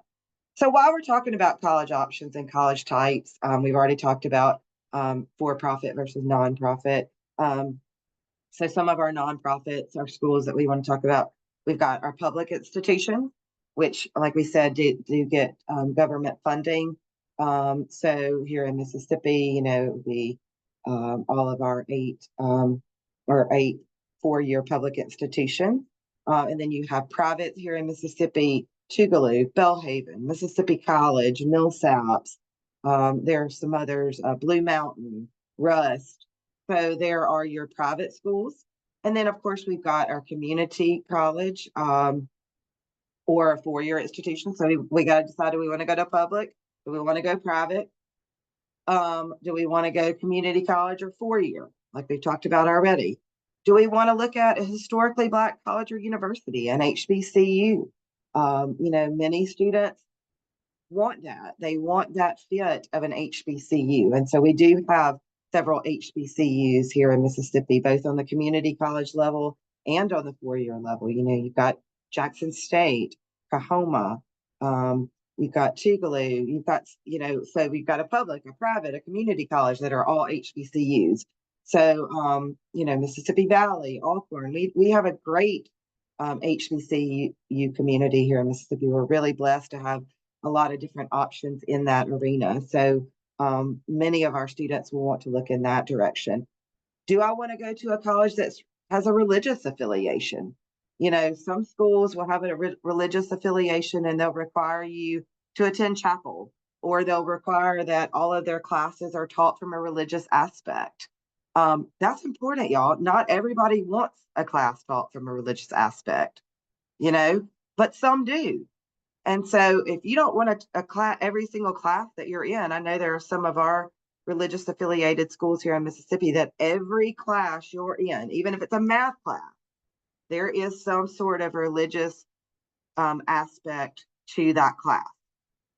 If you aren't religious, or if you don't want that mixed in with your academics, then you probably don't need to go to a religious affiliated school. Now, there are some schools that are religiously affiliated, but they don't incorporate that into every single class. So they may say they're affiliated with United Methodist Church or the Southern Baptist Church, but students need to be asking that question, like, what is the requirement that goes along with that? Do you have to attend chapel? Are all of your classes religiously based, or is this just an affiliation, with a particular church, and you don't really institute that in the classroom? Because there are some that do both. So that's a very important question to ask. And then, of course, there are military academies, which many of our students will look at as well. So there's a lot of different choices there for different types of colleges. So when we're deciding what type of college we want to go to, I've already kind of mentioned this, we need to make sure, if we can, and I try to be careful when I talk about a college visit, because it is a luxury for some, right? Not every family can take off and travel across the state or across the Southeast or across the country to college visits, y'all. Hotels are expensive right now. Gas is expensive right now, right? There are a lot of things that go into. So I try to be very, very careful about how I talk about college visits, because we understand that not everybody can just drop it. Some people don't even have a car, right, to go back and forth. So we have got to give some of our students some other options about seeing college campuses. Because I will tell you, like, we start our camp college here in the Jackson Center tomorrow. And we'll have a group of students who this week will be the first time they've ever stepped on a college campus. And it's really cool, y'all, to watch their faces light up and say, I can see myself here, right? It's really cool. So these are students that we're taking this week who might not have had an opportunity otherwise to visit a college campus. So if y'all can do that at all through your school in person, that's great. I used to be in charge of campus visits, planning campus visits when I was at Millsap. And I always used to say that the student tour is just the tip of the iceberg, right? They are going to show you and they are going to say the things you want to hear, right? That's what we pay student tour guides to do, right? So some of the things I always said, if at all possible, meet one-on-one with an admissions staff member. Sit in a classroom, y'all. That is what changed my students' minds at Millsaps when I used to do the campus visits. They would sit in a classroom and talk with a professor afterwards, and they're like, that is so cool. That class was so cool. I didn't even know anthropology existed. And then that professor stopped after class and talked to me and told me what being in a classroom at Millsaps was like. And you can do this at big institutions as well. I mean, you can request to sit in a classroom. Talking to students, y'all. Students are the ones who live that life. So current students at the institution. If they know students that are at that institution, talk to them when they're home for Christmas break, when they're home for the summer. Have your students talk to them and say what was it really like to be on the campus of USM as a freshman? What did you like? What did you not like? Visit the dining hall. They're going to have to eat 3 meals a day, 7 days a week in that dining hall, right? If they're vegan or vegetarian, are there options there for me to eat? Different things like that. So not just doing the tour itself, but trying to get more in depth, visiting a residence hall. I love the one that says grab a student newspaper. I love that. When you grab a student newspaper or look online at a student publication, they don't hold back, y'all. Student publications don't hold back. They tell everything just like it is. So this is something that's in your college and career readiness workbook that you can have your students do a scavenger hunt. If you take them on a college visit, they can check off there. They can write down their pros and cons, and that's something that every student should do after they visit. But we talked about not everybody has the luxury to be there, and we talk about not a whole lot of good things came from COVID, but some of the good things that came from COVID is this opportunity to do things virtually now that we couldn't do before. So if students can't physically make it to a campus, I promise you there's an admissions counselor out there at those schools that would talk with your students one-on-one via Zoom. They might even set up an appointment with a college professor or with a student. So just ask. Also, there's some virtual tours. Most every website now has a virtual tour. They've got virtual reality tours. There's a lot of different ways that students can see a campus without physically being there. But I would say if you have students that can't physically make it there, try and see what virtual options are available for them because it's very, very important. My son graduated in 21, and although it wasn't the big 2020 year of COVID, it was still his senior class didn't get to go on campus tours very much, right? And so he chose his college against what I just told you all, right? Make sure you're visiting a campus, find the perfect fit. Like he had only, gone to a football game there. But making sure that you visit campuses are very, very important. All right. Let's see what we've got next here. What is this video? Okay. So we've got one other resource to show you here. This is the video of the career tool that we were talking about earlier. So we've already talked about it, but here's where y'all can see where you can query that. You can see it's by the certain wage ranges. You can query it that way. You can query it by industry, region, career cluster, types of education. So that's what that's doing for you right now. So kind of let you watch how this works.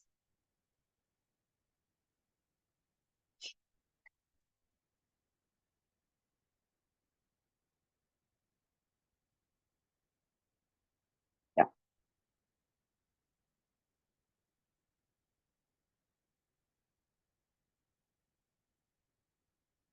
You can see they're doing it by region there, all industries, and it gives you the average annual wage for all the different occupations there, potential growth opportunity, and the type of education like we talked about there.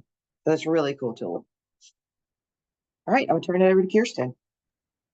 Okay, so that's a lot between now and August, right? That you need to be kind of having those conversations with your students. But you're not alone. There's lesson plans that kind of break down these activities, that break down how do you guide that with the CCR workbook. Now let's talk about, that takes us to kind of that exploration, right? So that is the early exposure. It is showing options. It's having students understand the different types of things. Now, when you're in September, you need to begin planning for those college applications. So applications actually, some of them opened this weekend. So some colleges open on June the 1st.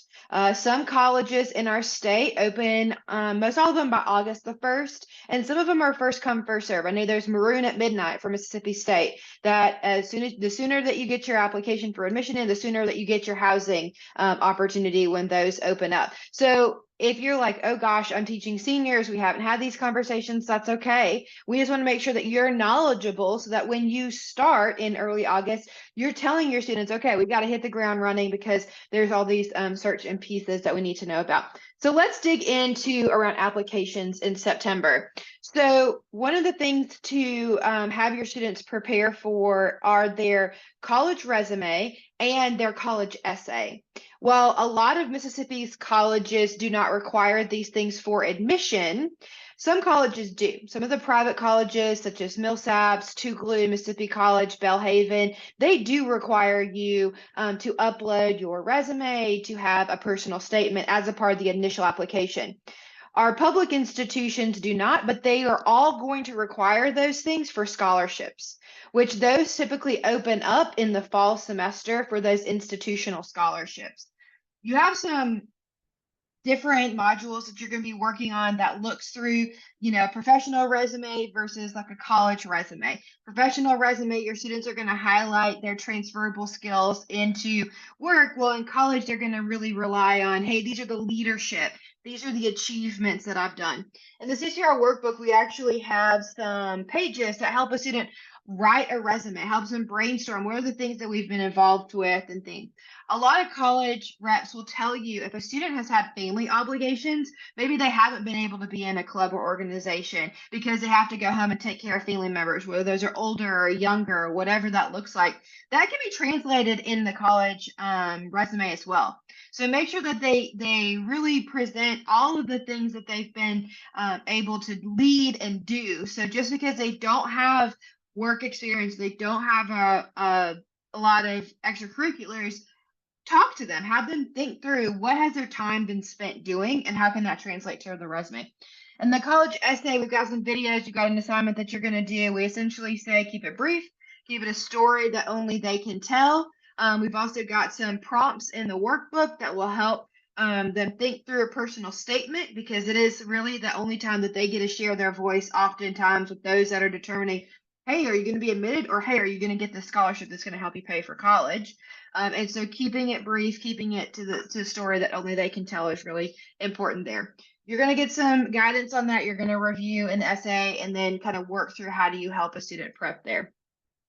All right, the next thing in that college prep space is understanding GPA. There are 3 types of GPA: core GPA, cumulative GPA, and weighted GPA. Your students won't know those differences. A lot of times you may not know those differences. But in admissions world, they're very important. Core GPA includes everything. So this is that driver's ed class. This is football. This is English, science, math. every class that they've taken there. The core GPA is cumulative GPA, and core GPA is only certain classes that align to the college prep curriculum. That is under review. And so what you see in your assignment, you're actually going to calculate what is the core GPA for students, because that's what the colleges take. So when a student submits their transcript to a university or a college, they actually have people that will rework that, and they'll say, okay, these are the core classes and these are what that core GPA is. This is their cumulative GPA. And then they'll look at that weighted GPA.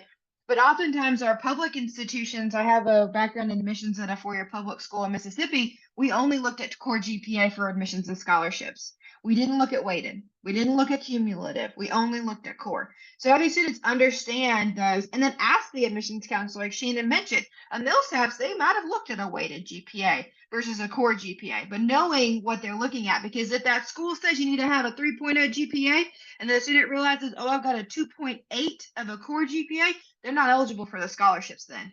And that can be a really disheartening moment for those students. So having them understand A equals 4, B equals 3, just calculating their own GPA, even though it's on their transcript, may be helpful for them moving forward and they're at college. I know all y'all had those moments in college where you're like, okay, if I get this grade and this grade, I can still get that GPA, right? If I got this on the final test, this is what I can do. Those are the skills that we want to make sure the students understand moving forward. All right, so we're not going to spend a whole lot of time around ACT. There's not ACT in the curriculum for college and career readiness. It is not intended for you to talk about and teach ACT in your class, but it is inevitable that ACT has to be a part of the college process. The way ACT is used for colleges is that it's used to determine admissibility. So we're going to look at that in just a second for our 8 four-year public universities. Can a student be admitted to that college based on a standardized test score? Scholarship money and class placement. So you'll see that every college has academic achievement scholarship thresholds, and it's usually an ACT and GPA combination. And then class placement, every college 2-year and 4-year have different-ish thresholds as far as English and math and reading if their students have to take remedial courses. Remedial courses do not earn credit, but they take financial aid to pay for. I unfortunately have seen students admitted to 4-year colleges because they met whatever criteria, whether it's GPA or ACT or they took AccuPlacer, and their entire freshman year was remedial courses. They did not earn a single credit towards their degree because they had to take all remedial courses. So know that that's how ACT is used. The CTR workbook does have some ACT tips. Our Get to College website. We have free workshops for students, but I encourage you to share those resources with the students so that they can know where they can leverage those things to help with their ACT. All right, so we're getting prepped for college applications. We understand all of those elements. Now let's talk about the types of college admission. So there are really 2 types that we see most commonly in Mississippi and in the students that are looking at selective versus open or rolling admission. I don't know if you noticed, but when Alcorn came up on the college comparison tool, it said type of admission and it said rolling. So let's talk about what that looks like. So our 4-year public colleges in the state of Mississippi have all of the exact same admissions requirements. So if you're looking at Delta State, Mississippi State, or Mississippi Valley State University, they all have the exact same. If it's one of the 8 4-year publics, depending on what the student's GPA is as to how they're going to be admitted to the school.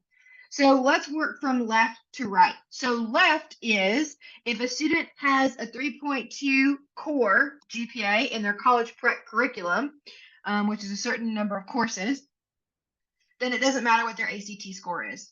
It could be a 10. It could be an 11. Yes, it goes down that low. And they could be admitted to a 4-year public university in our state if their GPA is at least a 3.2 GPA. Now, if it's a 3.1 to a 2.5 GPA, then they have to have at least a 16 on the ACT. If they have a 2.4 to a 2.0, then it has to be at least an 18 on the ACT. So that's how a student can be admitted. I would stand behind the table in some of the cafeterias that you all work at, and students would come up to me and they would say, hey, what is the ACT I need to get into your school? Well, it depends on what their GPA is, and it's all the same, whether you're standing behind a college that is small or large. If it's a 4-year public, it's all the exact same. Now, there is some NCAA eligibility. So that is an avenue that a student can be admitted. They just have to meet NCAA eligibility requirements. All right, so let's talk about, so those are the four-year publics. They all have rolling admission. Our community colleges have open admission, meaning that as long as a student meets having some sort of placement credential, they can get in at any point. So they can drop in a mid-semester and begin the next semester and be admitted to those institutions. Let's talk a little bit about selective colleges. You're going to have a assignment about this. You're going to actually watch a bit of a webinar that's really informative, and you're going to answer some questions. You may or may not ever have to talk about college, selective college institutions, but it's important to know. We've got a page in the CCR workbook, because you may have a student that comes through that's got a 34 on the ACT, 3.9 GPA, and they're like, hey, I want to go to Spelman. I want to go to Morehouse. I want to go to Swanee. I want to go to Rhodes. I want to go to Tulane. And then all of a sudden you're like, oh gosh, how do I tell the student? Because there are some legal and financial obligations when it comes to selective college admissions. It's not the same as a state college. All right. So students need to know that there are important deadlines that they need to pay attention to if they look at selective colleges. There's regular decision, there's rolling admission, there's early action. Those are non-restrictive. So if a student's looking to go to a college and it says, okay, September the 1st is our rolling admission deadline, they are not bound to those. They're actually restrictive pieces that either they financially are going to have to pay, or they legally cannot have an application in any other college. Those are early decision and single choice early action. I don't expect y'all to be experts in this space, but I need you to at least know where you can go to understand, hey, if a student says, I'm going to apply to Harvard, single choice early action, what does that mean for that student? Do they legally, they can apply anywhere else? Are they financially on the hook for that full dollar amount? What does that look like? All right. And there's some activities that kind of show where you can search about how selective a college is. There's some colleges that only take about 5% of their applicant pool, right? That is a Stanford. There's colleges like a University of Georgia. They actually fall on that selective scale. They take 40% of the students that are admitted. Okay, they don't all have to be private colleges. And then a Spring Hill College in Mobile, which is a smaller Jesuit school, they take 42% of the students that are admitted. So they're less selective. Oftentimes that difference is that they include a holistic approach when they look at a student. So that's that essay, that resume, that experience, the type of school that they go to, the courses that they've taken, the high school counselor's profile that they've built out, saying there's 4 AP classes and the student has only taken 1 AP class, dual enrollment, that type of thing. Okay, now that we've talked about the applications, now that we've talked about the types of admissions the students need to apply. And so know that this is the list of things that Mississippi's public colleges need the students to have on hand when they apply to college. As you can see, there's no essay or resume, like I mentioned earlier, that's usually for scholarships, but some private colleges or those that look at holistically, like an out-of-state public, like a University of Georgia, may require a resume and essay. So go ahead and having them work on that and have that available. And as I mentioned earlier, some of those are already open for the 25-26 school year. This isn't from the CCR workbook. This is what students need to be doing now and what they need to be doing through September. This is what you need to be doing now in August and September. Understanding, this is a recap of what Shannon and I have shared, understanding student population, know how you're tailoring your conversation, begin that exploration space, understanding what the applications look like, helping them with that, and then hosting an event. All right, so this takes us to October through December. We're going to kind of do very high level here because this is financial aid, and you're going to get a heck of a lot of this within the entire module. So we're going to give you this information super fast. We wanted to give you an introduction to it. So Shannon, take us away. Was her way of telling me, Shannon, make it quick because you talk too much. But no, you are definitely going to be getting a lot of this in your college career readiness class. So we want to talk about here the things that happen in the fall. So excuse me. A lot of your financial aid and state aid applications are going to open in the fall. October 1 is generally that time frame. We know we had a delayed opening this year for the FAFSA. It might be delayed again for 25, 26. We hope not, but it might be. But generally October is when you're looking at FAFSA and state financial aid opening. And then some of our 4-year college scholarship applications will open in December in the fall. All right, so things you need to do in October, November, and December. So cost of attendance. We need to explain to our students the difference between cost of attendance and just tuition. We need to be explaining the 4 sources of financial aid to students and parents. We need to be hosting Mississippi aid application and FAFSA completion events. And we can track the progress with our with our Get to College FAFSA tracker. So we're going to talk about these 4 things very quickly. So cost of attendance versus tuition. So I always tell people, what is tuition? Tuition puts your behind in a seat for a class in a college. Cost of tuition is everything else that a student has to pay while they're in college. Room, board. So board is your food. So room, board, travel, books, personal expenses. Okay.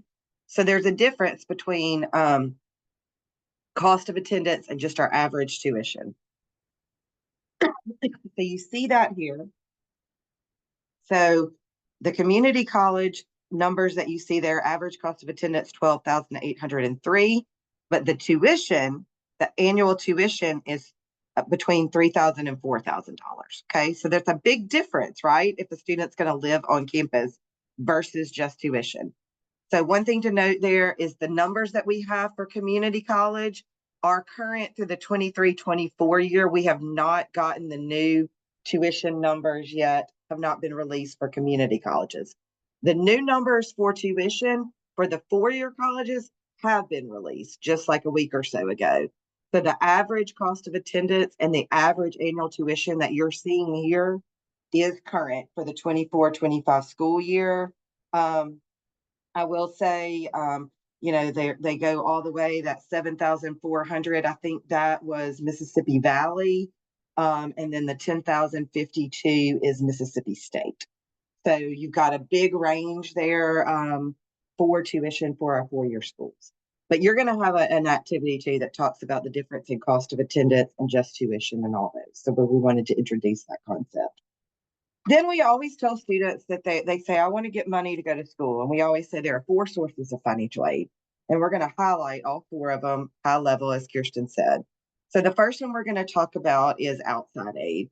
So that is any aid outside of the college or university. So all these private scholarships that you hear people talking about, we do have a scholarship search tool on our Get to College website, which is really, again, very, very convenient. It's going to list all of those outside scholarships by local, state, and national.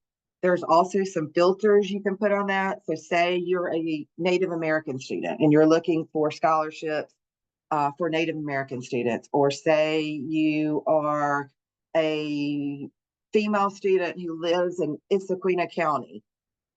There's actually a scholarship for students just in Issaquena County, right? So you can use that scholarship tool. We tell students to do that. One of the things I will say about outside aid very, very quickly is it's not going to pay the whole bill. So students need to know that it's not going to pay the whole bill. It's certainly fine to get those, but they need to do it early because many of them have early deadlines. And the nice thing about our scholarship tool is that once a deadline has passed for those scholarships, it drops off the scholarships tool, so you're only seeing the current ones. So if you want to talk about outside aid, start talking about that right now, as soon as y'all get back in school with your students, because a lot of those deadlines will be like October, November, December. And so you're seeing the scholarship tool here. You can see all the filters that are there. You've got Mississippi and national. You can sort it by school type. success rate, ethnicity, field of study. You can slap a couple filters on there if you want to, and do that however you want to. So highlight that wherever you have the chance to highlight that, because it's a great comparison tool. But you see right now, you're only seeing like, May 30th, like we had done these screenshots at the end of the year. So all of those, like I said, that have earlier deadlines had already dropped off. So you're only looking at those current ones. All right, here's where the biggest bulk of money is going to come from. And those things that Kirsten talked about earlier is generally what goes into college aid. Most colleges are going to give you college aid based on ACT and GPA. So students really need to be making sure that their ACT and their GPA look good, and even before their senior year of high school, because as Kirsten said earlier, most applications are due like now or soon. And so they won't be looking at their senior year grades, right? So if you're working with younger students, reiterating the fact that you won't be using that senior year, but they can get it for academic merit, which is their ACT and GPA. Colleges also give leadership scholarships, a few that are based on financial need, some that are based on sports, arts, music, and then also one other one that we want to highlight is the Phi Theta Kappa scholarship, and I think it has its own slide.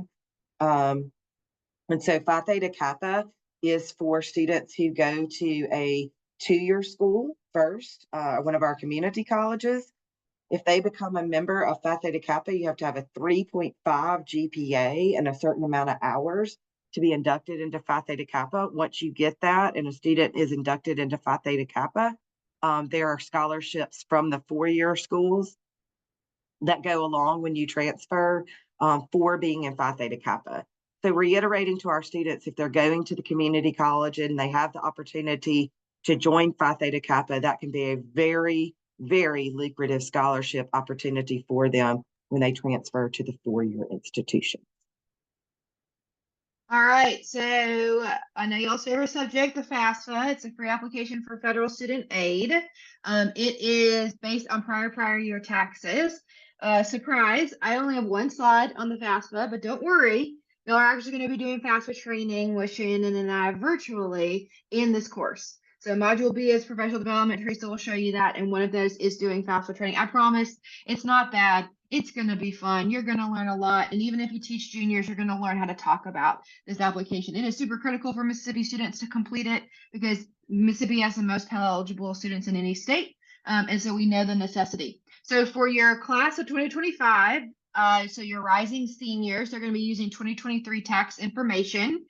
They don't really need it with them. Now the form automatically pulls it directly from the IRS. So if you did the FAFSA and you're like, oh, that was terrible, I had to go line by line, the form has changed. It changed this last year. It is simplified. It is easier. It's only like 30 something questions, and the majority of it's answered directly from the IRS. So you shouldn't have to be helping students navigate a tax form, which is great. When completing the FAFSA, there's three types of federal aid that a student can receive: federal grants, which grants are free money, so Pell Grant, FESOG.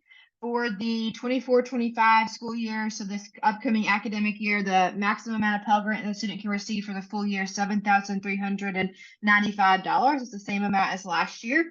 We'll know what the 25-26 amount is after the federal government determines the budget at the end of this calendar year. They can also receive work studies of about $2,000 a year. That's a student working on campus. They get that money directly to them, and that is anticipated they use that for some of those living expenses that Shannon mentioned in the cost of attendance, and then student loans. There are loan limits that are established for students, so they can't take more than $5,500 freshman year, $6,500 sophomore, and $7,500 junior and senior years. Completing the FAFSA allows for the financial aid offices to award any of these. If FAFSA doesn't award any money, it's the colleges that process it. You can track how your school does in FAFSA completion with a tool on our website. This has public and private high schools on it, and it's updated about every 2 weeks. So the FAFSA for this year, the class of 2024, was super delayed, didn't open until January. So we're really low in FAFSA completion. We actually just exceeded the national average. We're about 40%. Usually at this time of year, we're in the low 60s. So know that we're really behind because of the form having so many glitches and issues, but we're hopeful moving forward they will fix it. And you can see where your school ranks compared to years past. You want to compare it to other schools in the district, other sizes, others in the community college area. You can filter it in a lot of different ways. All right, Mississippi Aid.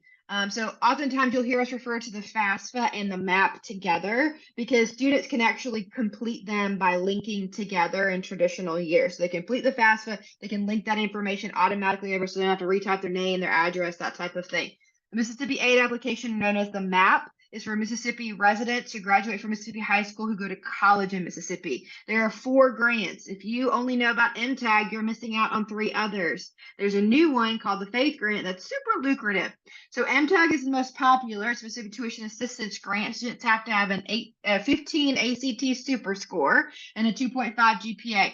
$500 freshman and sophomore years each, $1,000 junior and senior years each, and they can now receive maximum Pell Grant.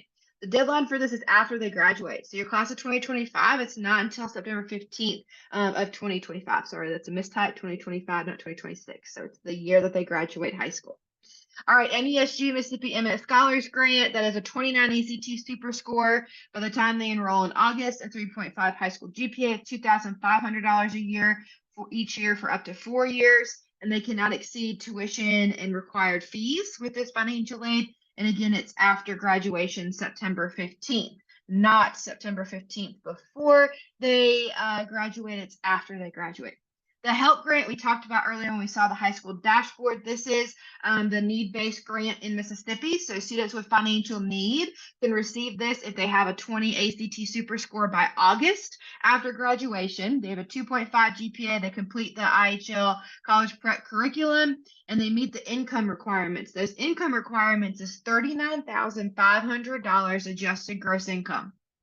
I don't expect you to know people's adjusted gross income. This is presenting to the students and families that they need to go and look at what their adjusted gross income is.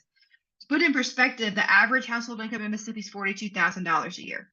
So a heck of a lot of Mississippians are eligible for this income. It's the ACT score that's usually the issue for students. Or missing the deadline because March 31st is the application deadline for this, which is earlier than all other financial aid for the state of Mississippi. It covers tuition and fees at any college in Mississippi that's public. So that's a 2-year or a 4-year or a combination thereof. At private colleges, it takes the amount of the average cost of tuition and fees at the IHL, so the 4-year public colleges. Application deadlines March 31st. The counselors actually have a deadline for supporting documents and for the FAFSA to be completed by April the 30th. All right, this is the newest grant. If you haven't heard about this, this is only the 2nd year that it's been awarded to students, called the Faith Grant. It's for a very niche student population, but it's the most lucrative grant that we offer. Shannon mentioned about cost of attendance. That's everything. That's that big dollar that students need to plan for. This grant covers it. Covers it for students who have been in foster care anytime since the age of 13, and they're under the age of 25. So if you have maybe a family member or someone in your community that you're like, gosh, they would benefit from this, but they're not a high school student, that's okay. They can still apply and receive this as long as they're under 25. If at any time since the age 13 they've been in foster care or they've been in a qualified residential facility, even if they were adopted at age 14 or 15, if since that 13th birthday. It covers costs of attendance plus break housing if the college has it. So in the summer when they shut down, they actually pay for that housing for those students as well. There's no deadline. It opens the same time that the MAP application opens, which is on October the 1st. All right. We want to give you and kind of leave you 2 examples here. So paying for college students who have a 20 ACT, 3.0 GPA, they're above average. The average ACT in Mississippi is 17. They get maximum Pell Grant. They qualify for the HELP grant. These are real numbers from a 4-year college. It's very popular in Mississippi. So tuition is covered there. So they're getting about $16,000.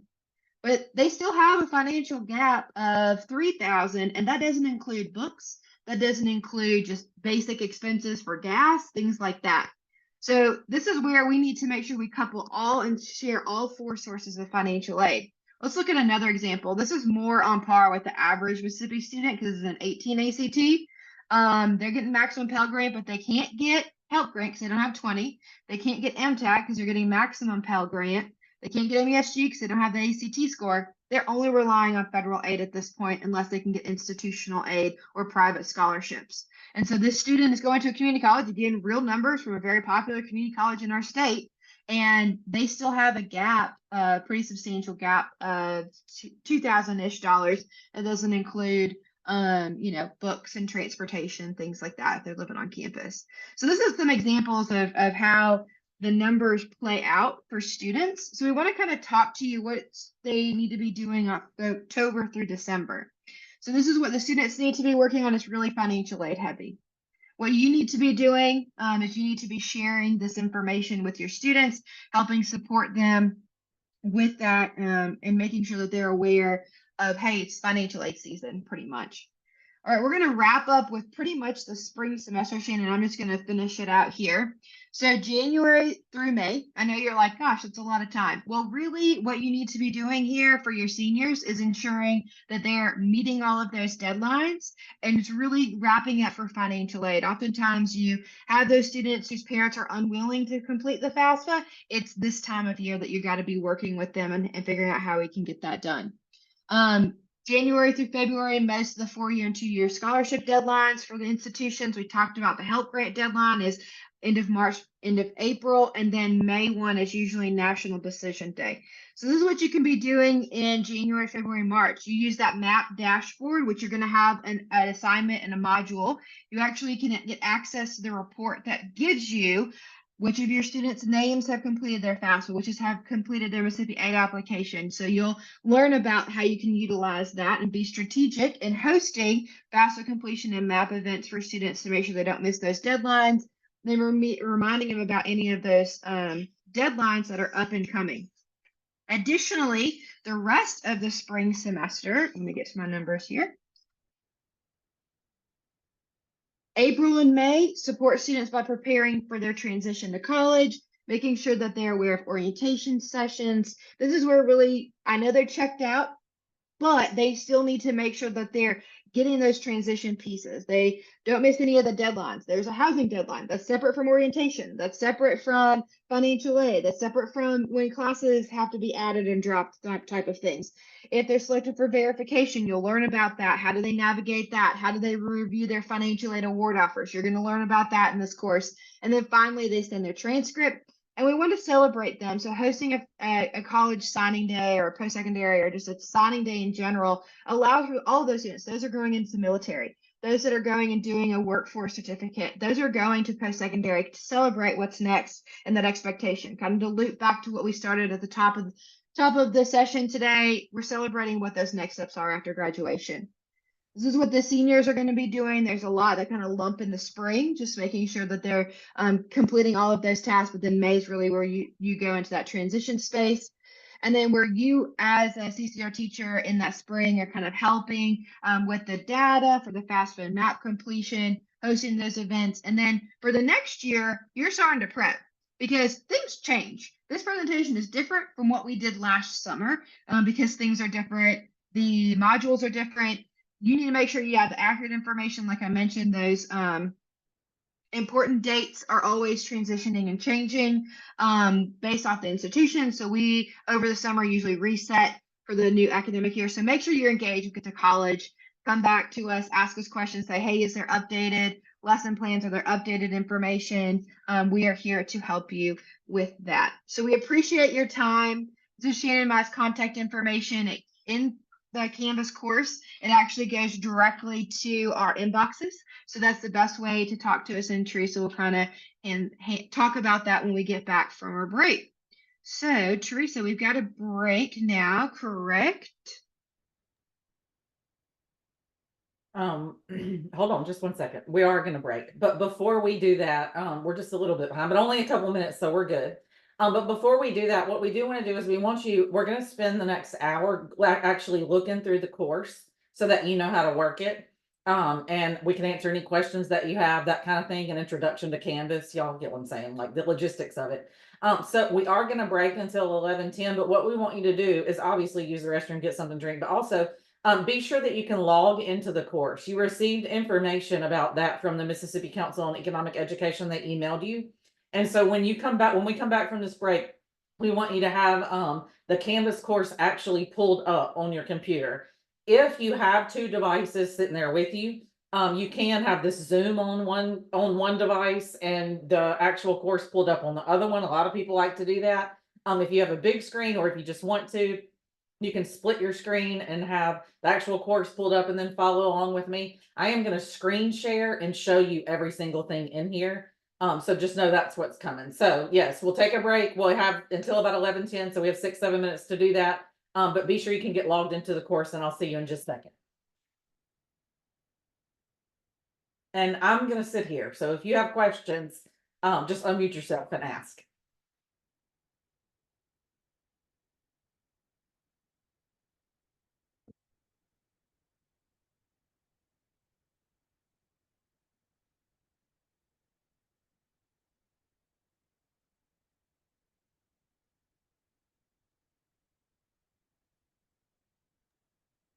Hey, Teresa.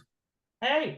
Hey, this is Roger Moore with Moss Point. I wanted to ask you something. I've been asked to do ACT work keys inside of my course. What do you think about that? Your ACT work, do you mean like you've been asked to teach content in ACT work keys or just introduce them to ACT work keys? Introduce them to it, and also they gave me a site with modules for the students to work in. ACT and ACT work keys is not part of the college and career Correct. readiness. Okay. WorkKeys is Yes. only mentioned as an introduction within the curriculum to expose, to understand how it's used in admission and industry credentialing. And, you know, there are some community colleges that do require WorkKeys in the replacement for like some of their technical programs. And there is an intro to it in the curriculum, but that's it. There is no other expectation, and you shouldn't be teaching instruction on how to take it. There's resources that are linked within it, but ACT in general is only referenced both in WorkKeys and the traditional format as a piece of information for students to know to be admitted to programs. So it's two things. It's two things that I've done this year that I haven't done in the past when I worked in Jackson with Jackson Public Schools. I'm been having ACT boot camps inside of my course, inside of my class, math ACT boot camps, as well as been doing the ACT work keys. I've even administered ACT work keys tests for a whole week. That's And not part of the CCR curriculum. You can let Same here. you can Same let here in the same school district. I'm sorry. Okay. Yeah, no, that's not part of the curriculum. It's not what it's designed for at all. And to be honest, you don't have time for it. If you're teaching the actual stuff in the college and career readiness curriculum, it is jam-packed full of stuff. But no, that is not at all the way that this course was designed. Here's what I would suggest that you do, because I feel like you're like, okay, what do you want me to do about this, right? I would suggest that you just tell your administration, look, you know, I'm in this course, and this is not part of our curriculum. We're not supposed to be doing it.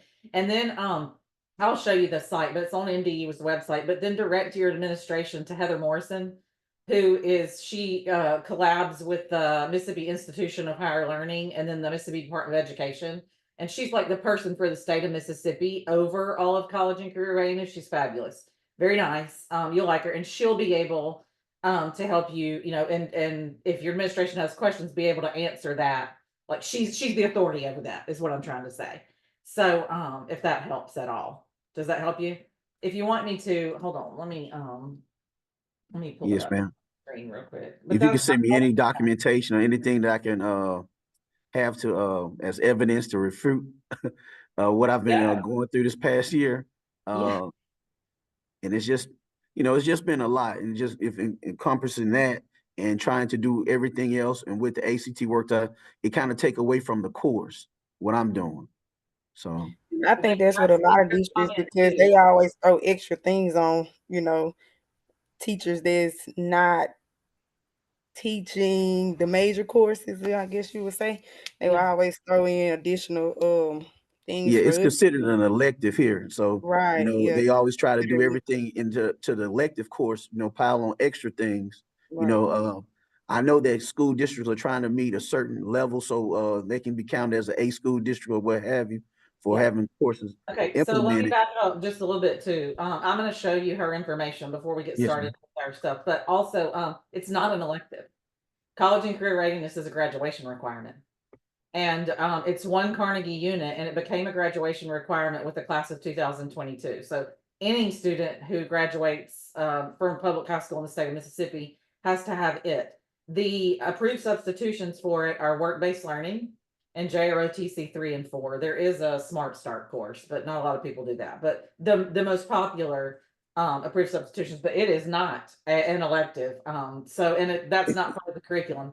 And With I that will be teaching the said, LLS course. let me show you real quick. Do you see my screen right here now? Yes, ma'am. Okay, this is on NDE's website, so this is where I would direct you to. Do you see that up there? You can Okay. copy it on the or here, I can drop the I'll Link. drop link in the chat Okay.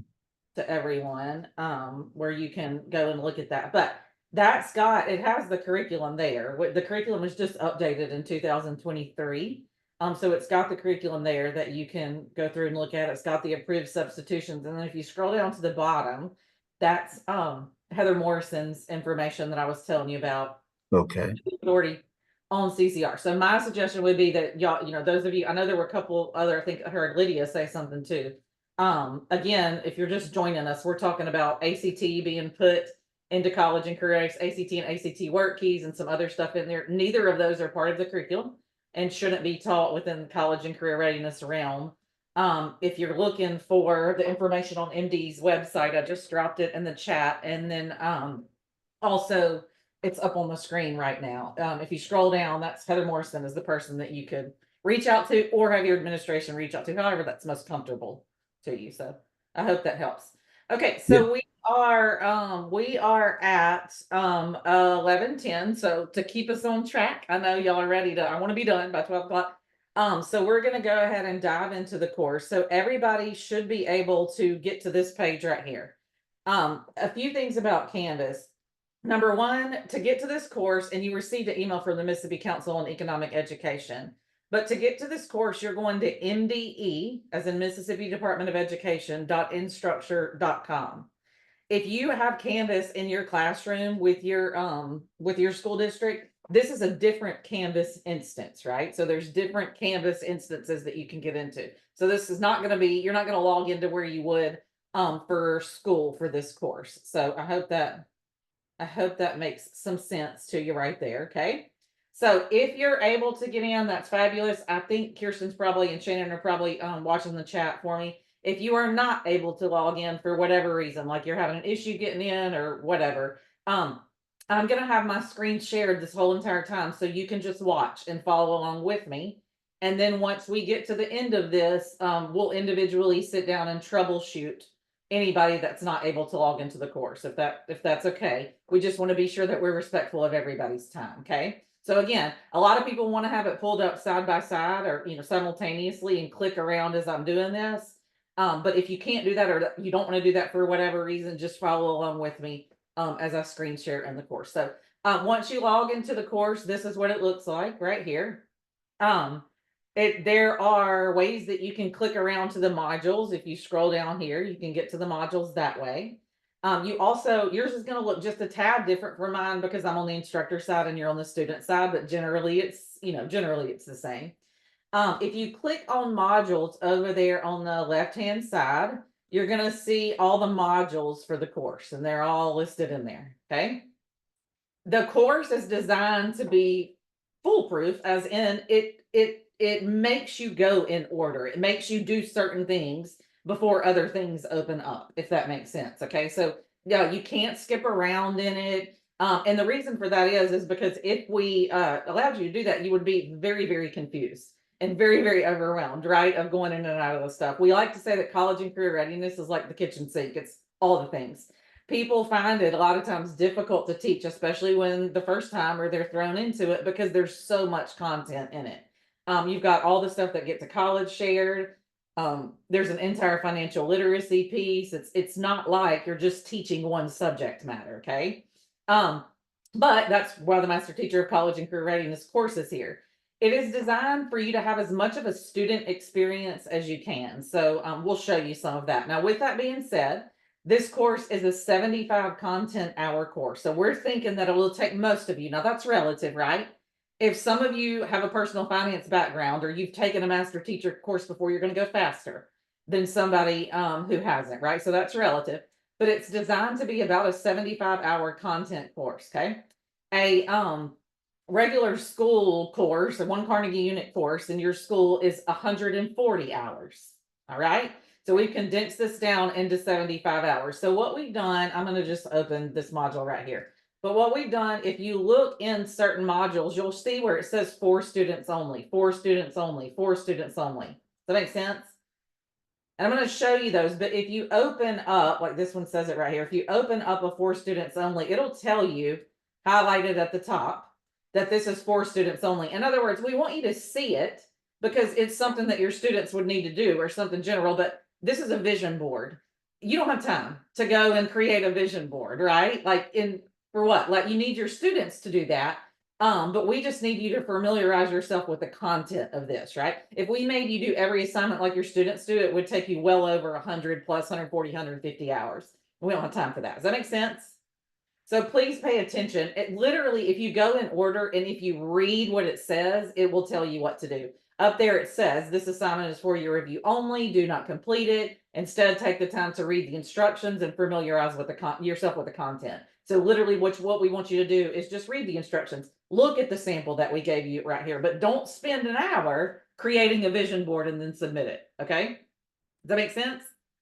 So you'll see a good bit of that in the course within the modules. So I'm gonna I just want to, if you start opening the modules, you're gonna be like, it's a lot, but there's a lot of things that are for students only. So I wanted to take that off your plate first and foremost. Now, if we click in module A, which is where you're required to start, it's gonna, like I said, it's gonna force you to go through everything in here. So the first link up there is orientation Zoom link. You can click on that one.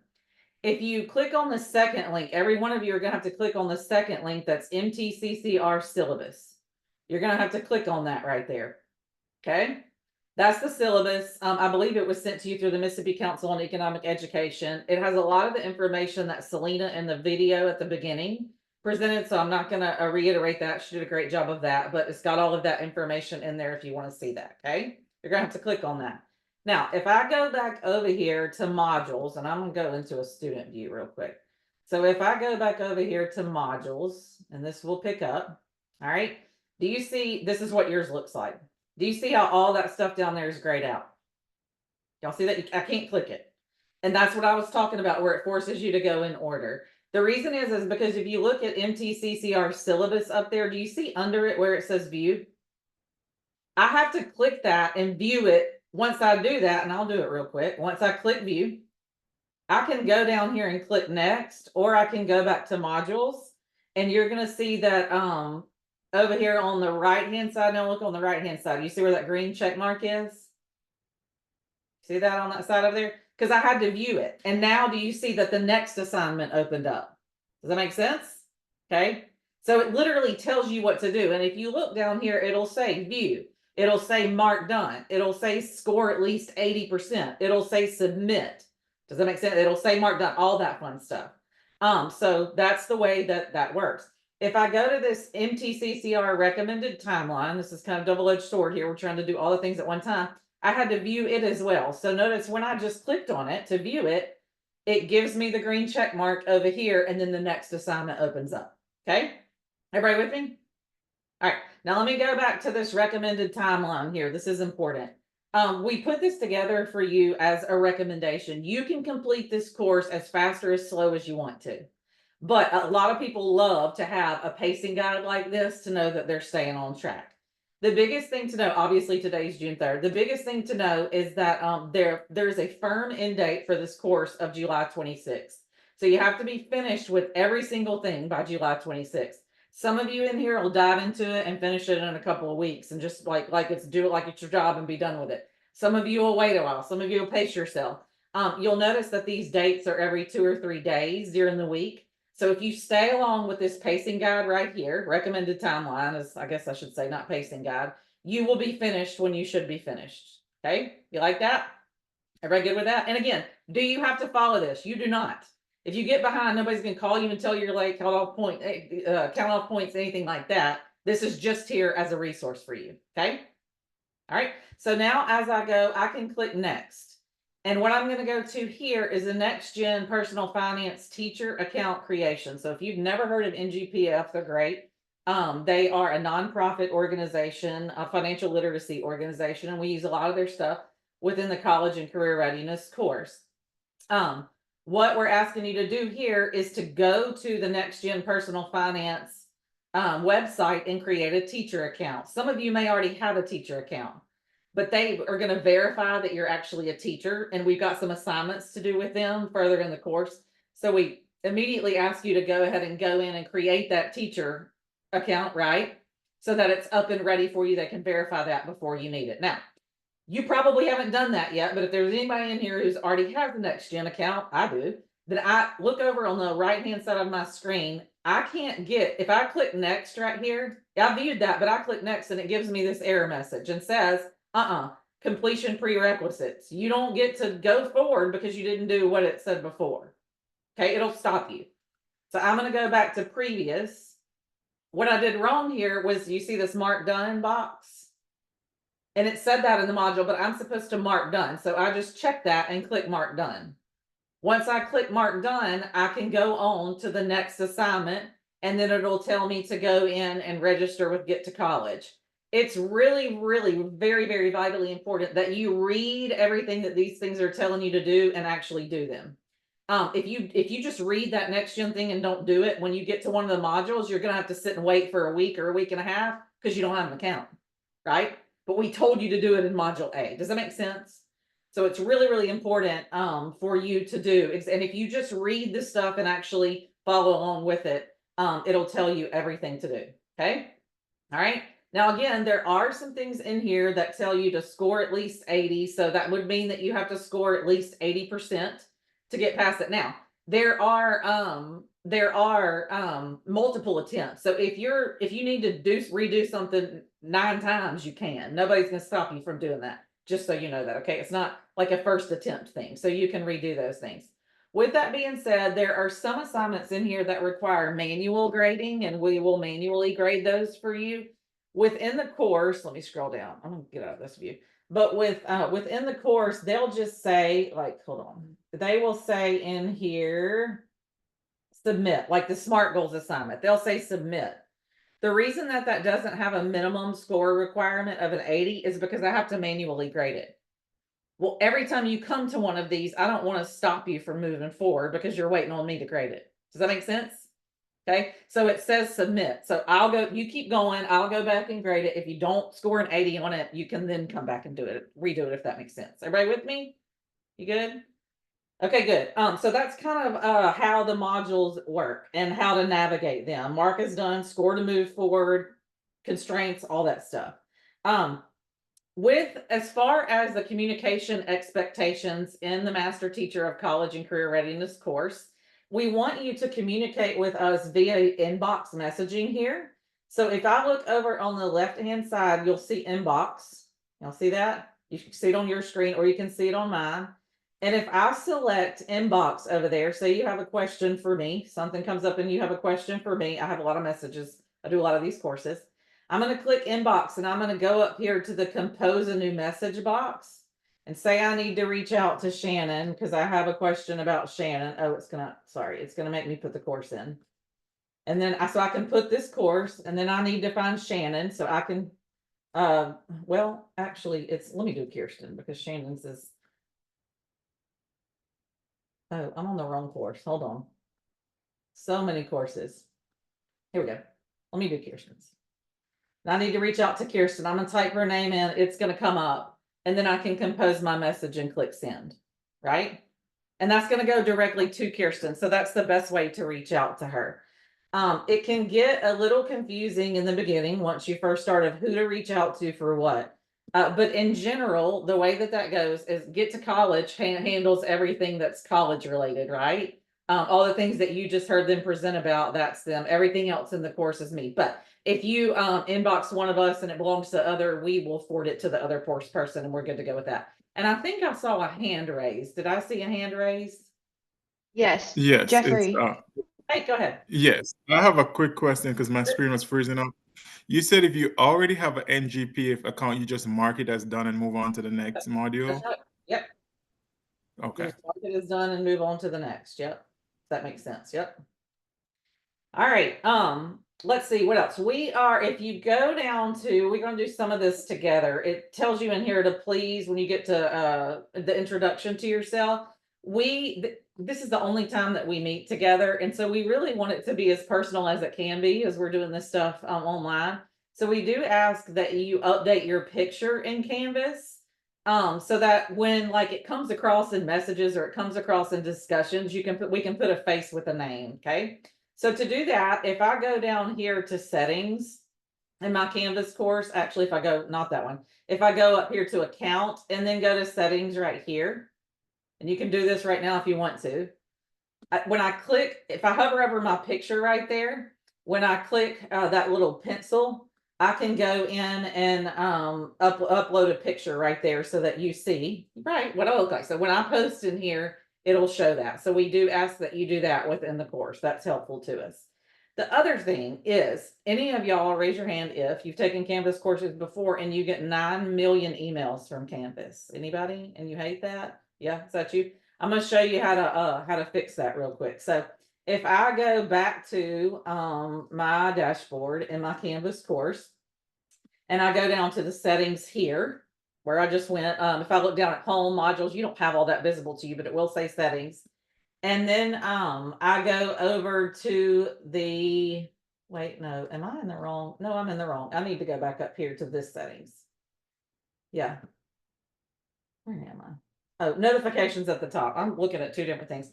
So if I go to notifications at the top of that settings right there, do you see on the left-hand side, it's got what it is, and on the right-hand side, it tells it whether or not to email me. Do you see that?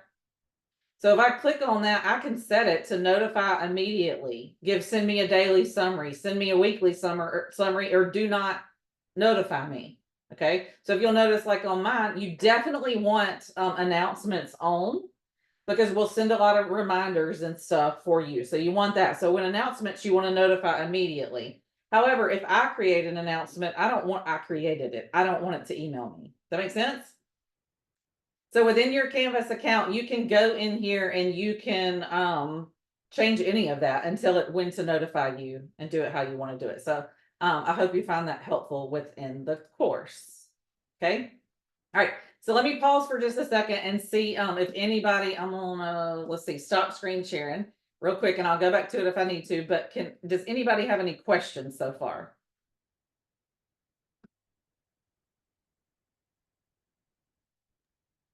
Teresa, in the chat, Leslie asked, based off of your recommendation timeline, what is the amount of time per day a person should expect to commit? That's a great question. So all modules are not created equally, right? Some of them will take you only an hour. Some of them may take you 3 or 4 hours. So keep that in mind. It just depends on what's in them. If I was to answer the per hour, obviously that would depend on how many days I was going to work on it, right?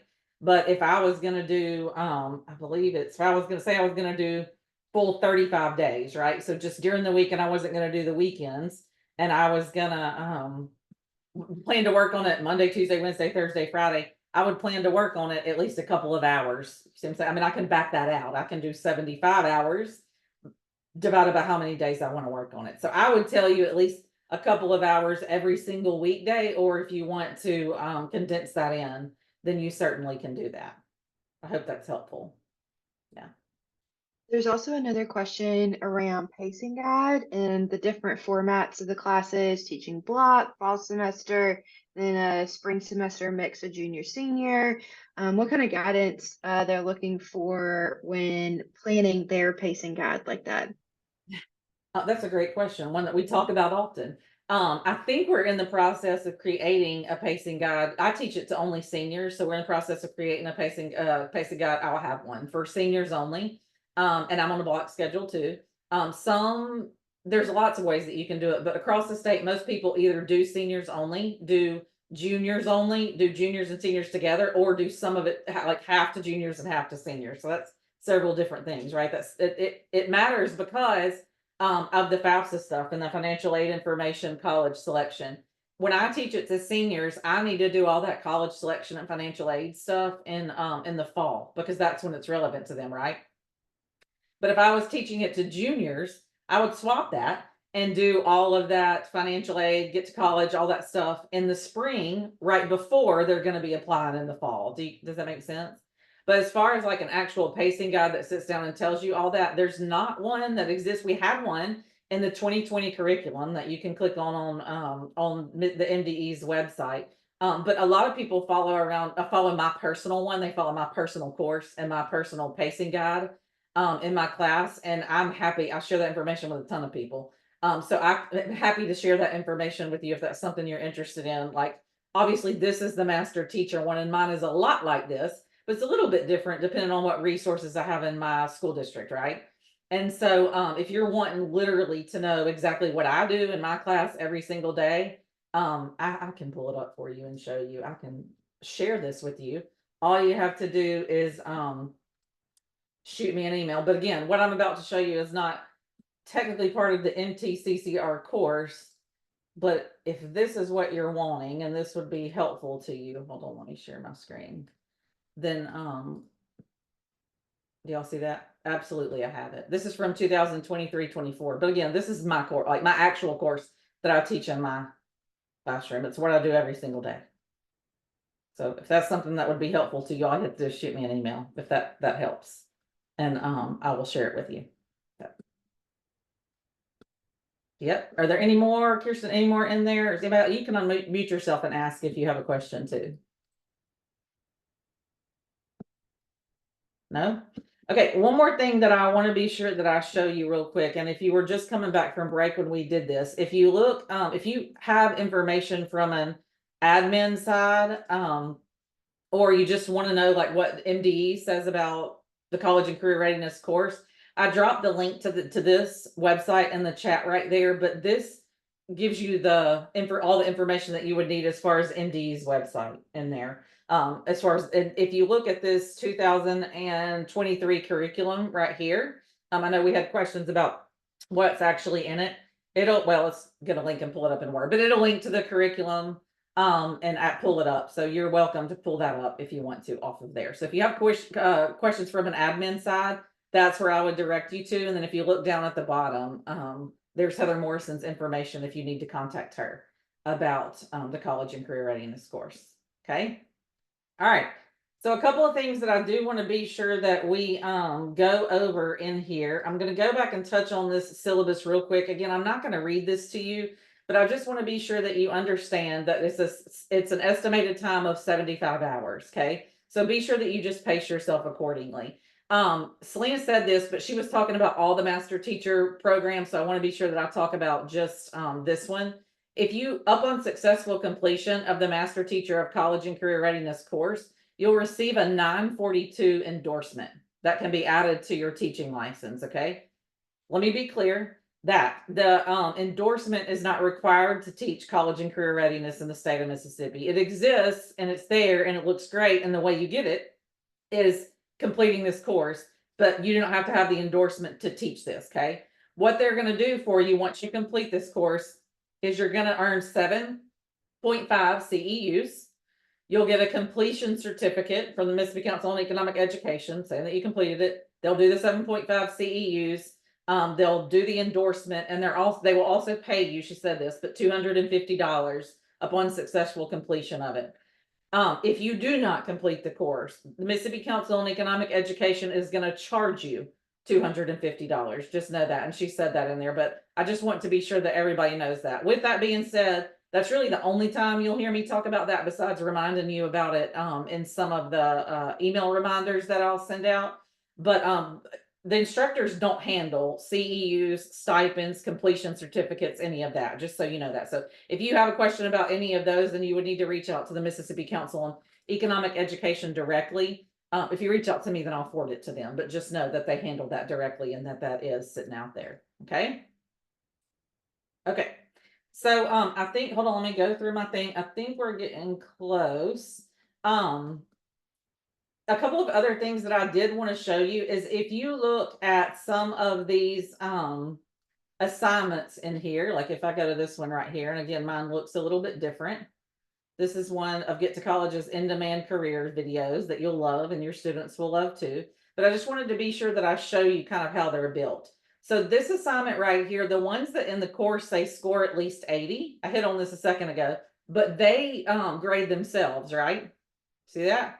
So you can go through, you can watch that video, you can answer these questions here, and it's going to grade itself. So if you don't score at least an 80, you'll have an opportunity to go back in and redo that. All right? And that's for all the ones that you see in this module here that says score at least 80, score at least 80, score at least 80. You see that? And then again, some of them say submit up here. Okay, so I think we're getting close. Kirsten, what do you have to add? Anything? Did we want to touch on about module B and C and how those letters integrate? That always tends to be a lot of questions. It does tend to be a lot of questions. I'm glad you reminded me about that. Okay, let me get down to module B right here. So module B is professional development. Okay. There are 4 professional developments in here. One is Get to College, and the rest of them are next gen personal finance, which this is the reason that you need that account. Okay. So literally, if you click on, I'm gonna open a new tab, but if you click on Get to Colleges, you're going to read the information in there and do exactly what it says. Okay. The big thing to note about the stuff in module B is that it says that you have to have it completed by July 24th.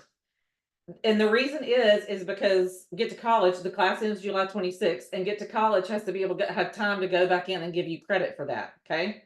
Module C, which I'll show you in just a second, is not going to open until module B is complete. So you got to do that. If you look at, let me get out of that. If you look at the next gen personal finance professional developments, this will tell you that you have to have those completed by July 5th. And again, I'm telling you stuff that's in here just so that you know, but it can take next gen personal finance up to 10 business days, 2 weeks to generate completion certificates.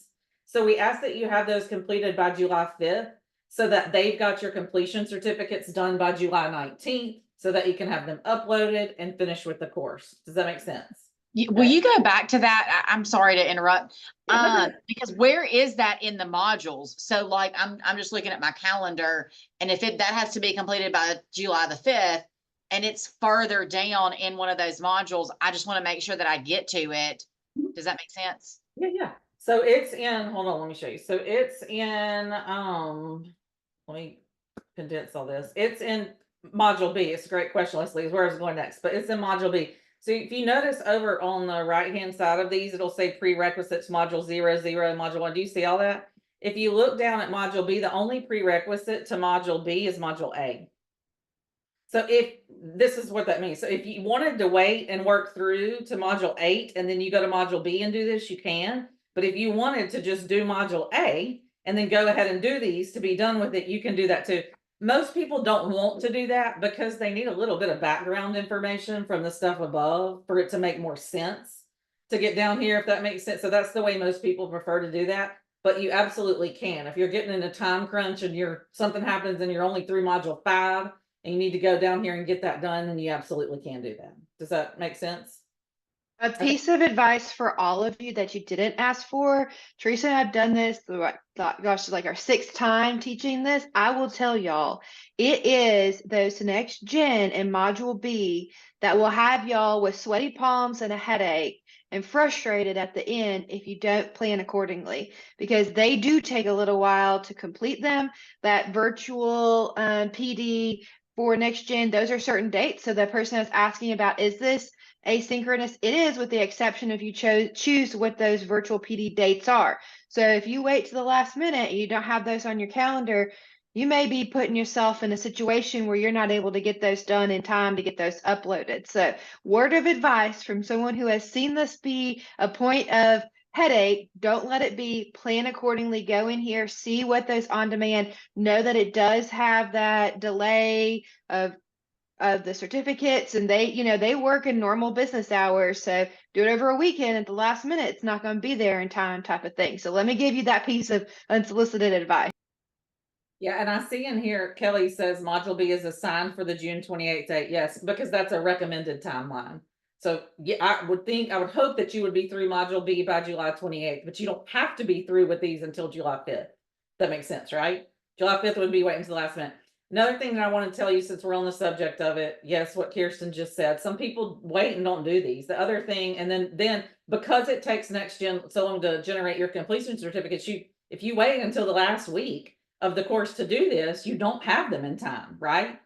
For the end, and then the last stuff won't open up. So don't do that. The other thing, and again, it literally, I keep saying this, but if you just read what it says, it's all in there.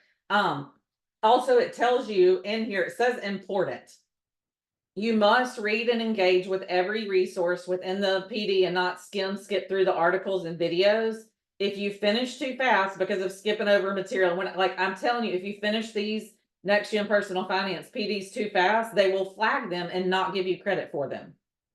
Okay. And even if you're just fast, you got to pay attention to that. With that being said, Next Gen Personal Finance has control over their own professional developments. Mississippi Council on Economic Education wants us to use their resources and have that in there, which is why we have a couple of them in there. But I don't have control over what you do here other than if I took it as a student, right?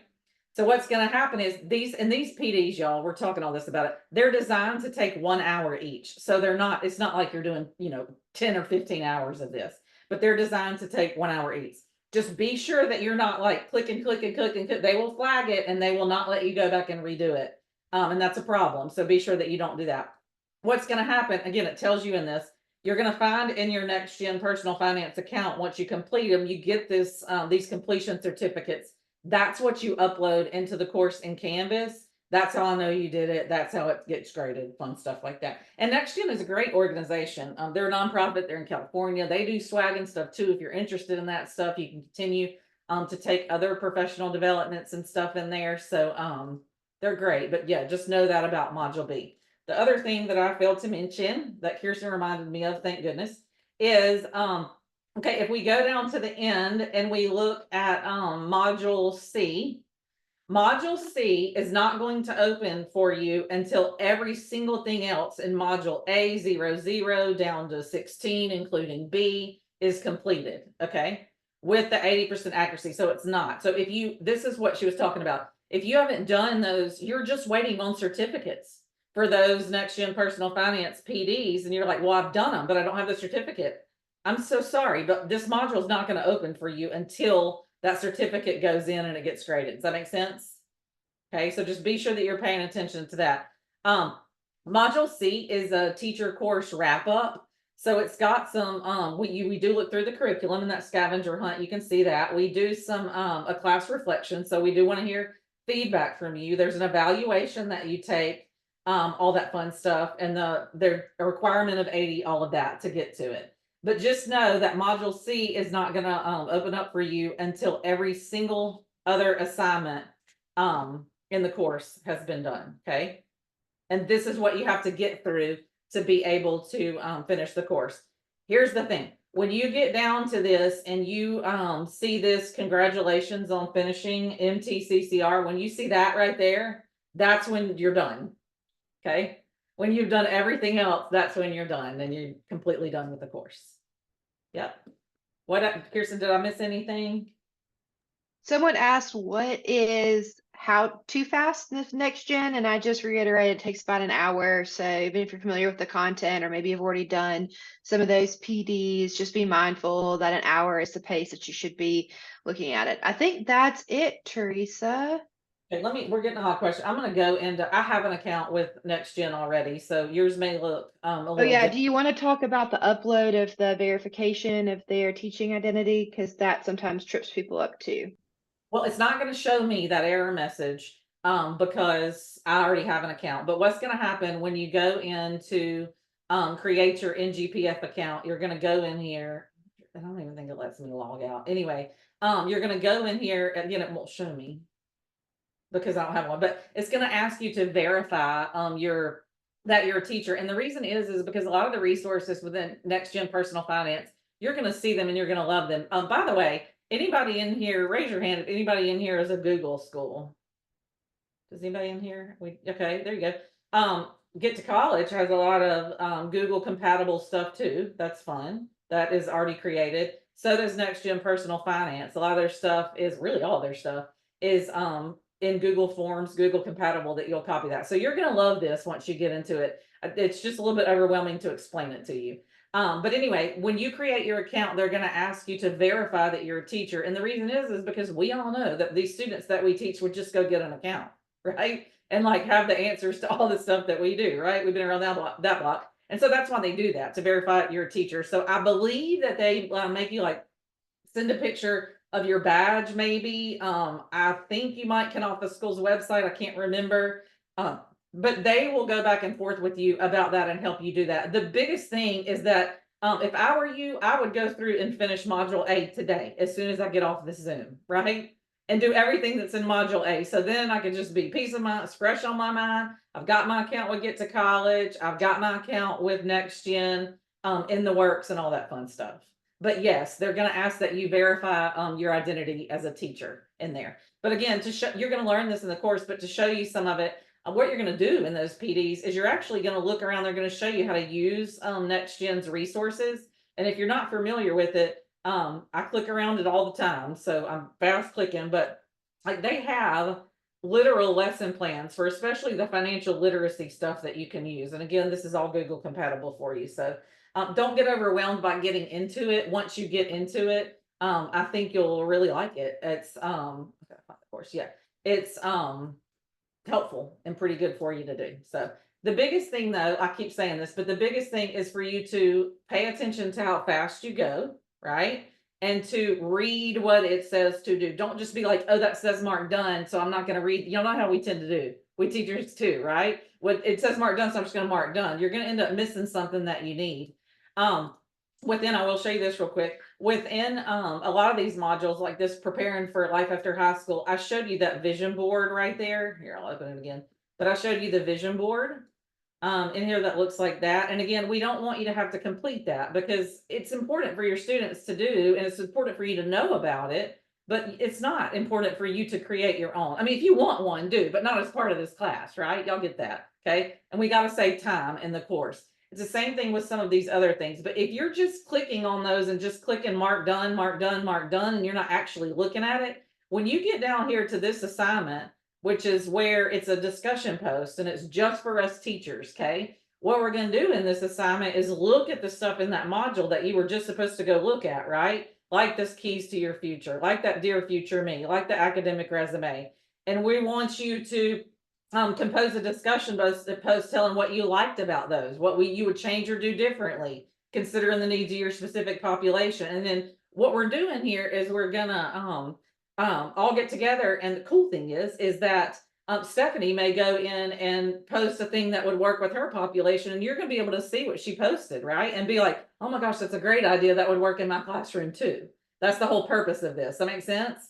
Because not everybody's student population is like mine, like a lot of these assignments were built, if that makes sense. And so it's a great way for us to collaborate and you to be able to see how other people are implementing these things. But again, if you get to this assignment, it's a graded assignment, and you didn't look at those assignments up there, you're going to have to backtrack and go back to do it because you can't complete this one. Does that make sense? Okay. So you're definitely going to want to do that in there. So with that being said, I think we're pretty well good. Again, I want to reiterate that the best thing to do to reach out to us is to click the inbox on the left-hand side of your screen and just inbox us. We work normal hours. And so if you contact us today, we ask that you, in all business instances, you give us a full business day to respond to you. A lot of times it doesn't take that long, right? I'm on it all the time. I know Shannon's on it all the time too. So a lot of times we're responding to you really, really quick, like within an hour, within two. Sometimes I work a lot on the weekends too. So it just depends. But Shannon and I both of our sons play baseball in the summer. So a lot of times we're in the baseball field on a Saturday. But with that being said, if you contact us at night or over weekend, just give us a little bit to respond to you. Please don't email us or send us an inbox message at 10 o'clock at night. And then at 7 o'clock the next morning, you're wondering why we haven't responded yet. Right. Okay. So just, if you'll do that, and y'all know our students to do it to us too. But that's great. The only holiday weekend that we have is July 4th. Through the summer. If you'll notice on the recommended timeline, I didn't even put anything. I didn't even put anything on July 4th, assuming that you were going to be doing something fun maybe through there. So gave you a little leeway time there. Some of y'all are going to be done with this whole entire course before that. So yeah, so that's good. So I think we're good. Tell me, Kirsten, are we good? We're good. There are a few people we don't have your t-shirt sizes. So Christopher Brown, Bianca Gully, Sonia Harvey, Misty, and Braden, Calvin, we still need your sizes. So if you'll send Shannon a direct message with your t-shirt sizes, that'd be great. And Teresa, I've got a few people who have some questions about the Canvas access, so they are going to hang tight with us. But that is all that I have. Yeah. Okay, perfect. So here's where we go from here. And look, we got done just a little bit early. So here's where we go from here. We're here. Just reach out to us through via inbox message. Okay.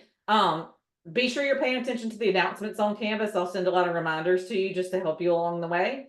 You are free to go now. If we're going to hang out here for the next however long it takes to answer everybody's individual questions. So if you need to go, you are welcome to hop off now. If not, hang tight with us and we'll just have a little informal discussion here. Hey, I just had one quick question. You said can do modular what Miss right Teresa, now? can you allow me to share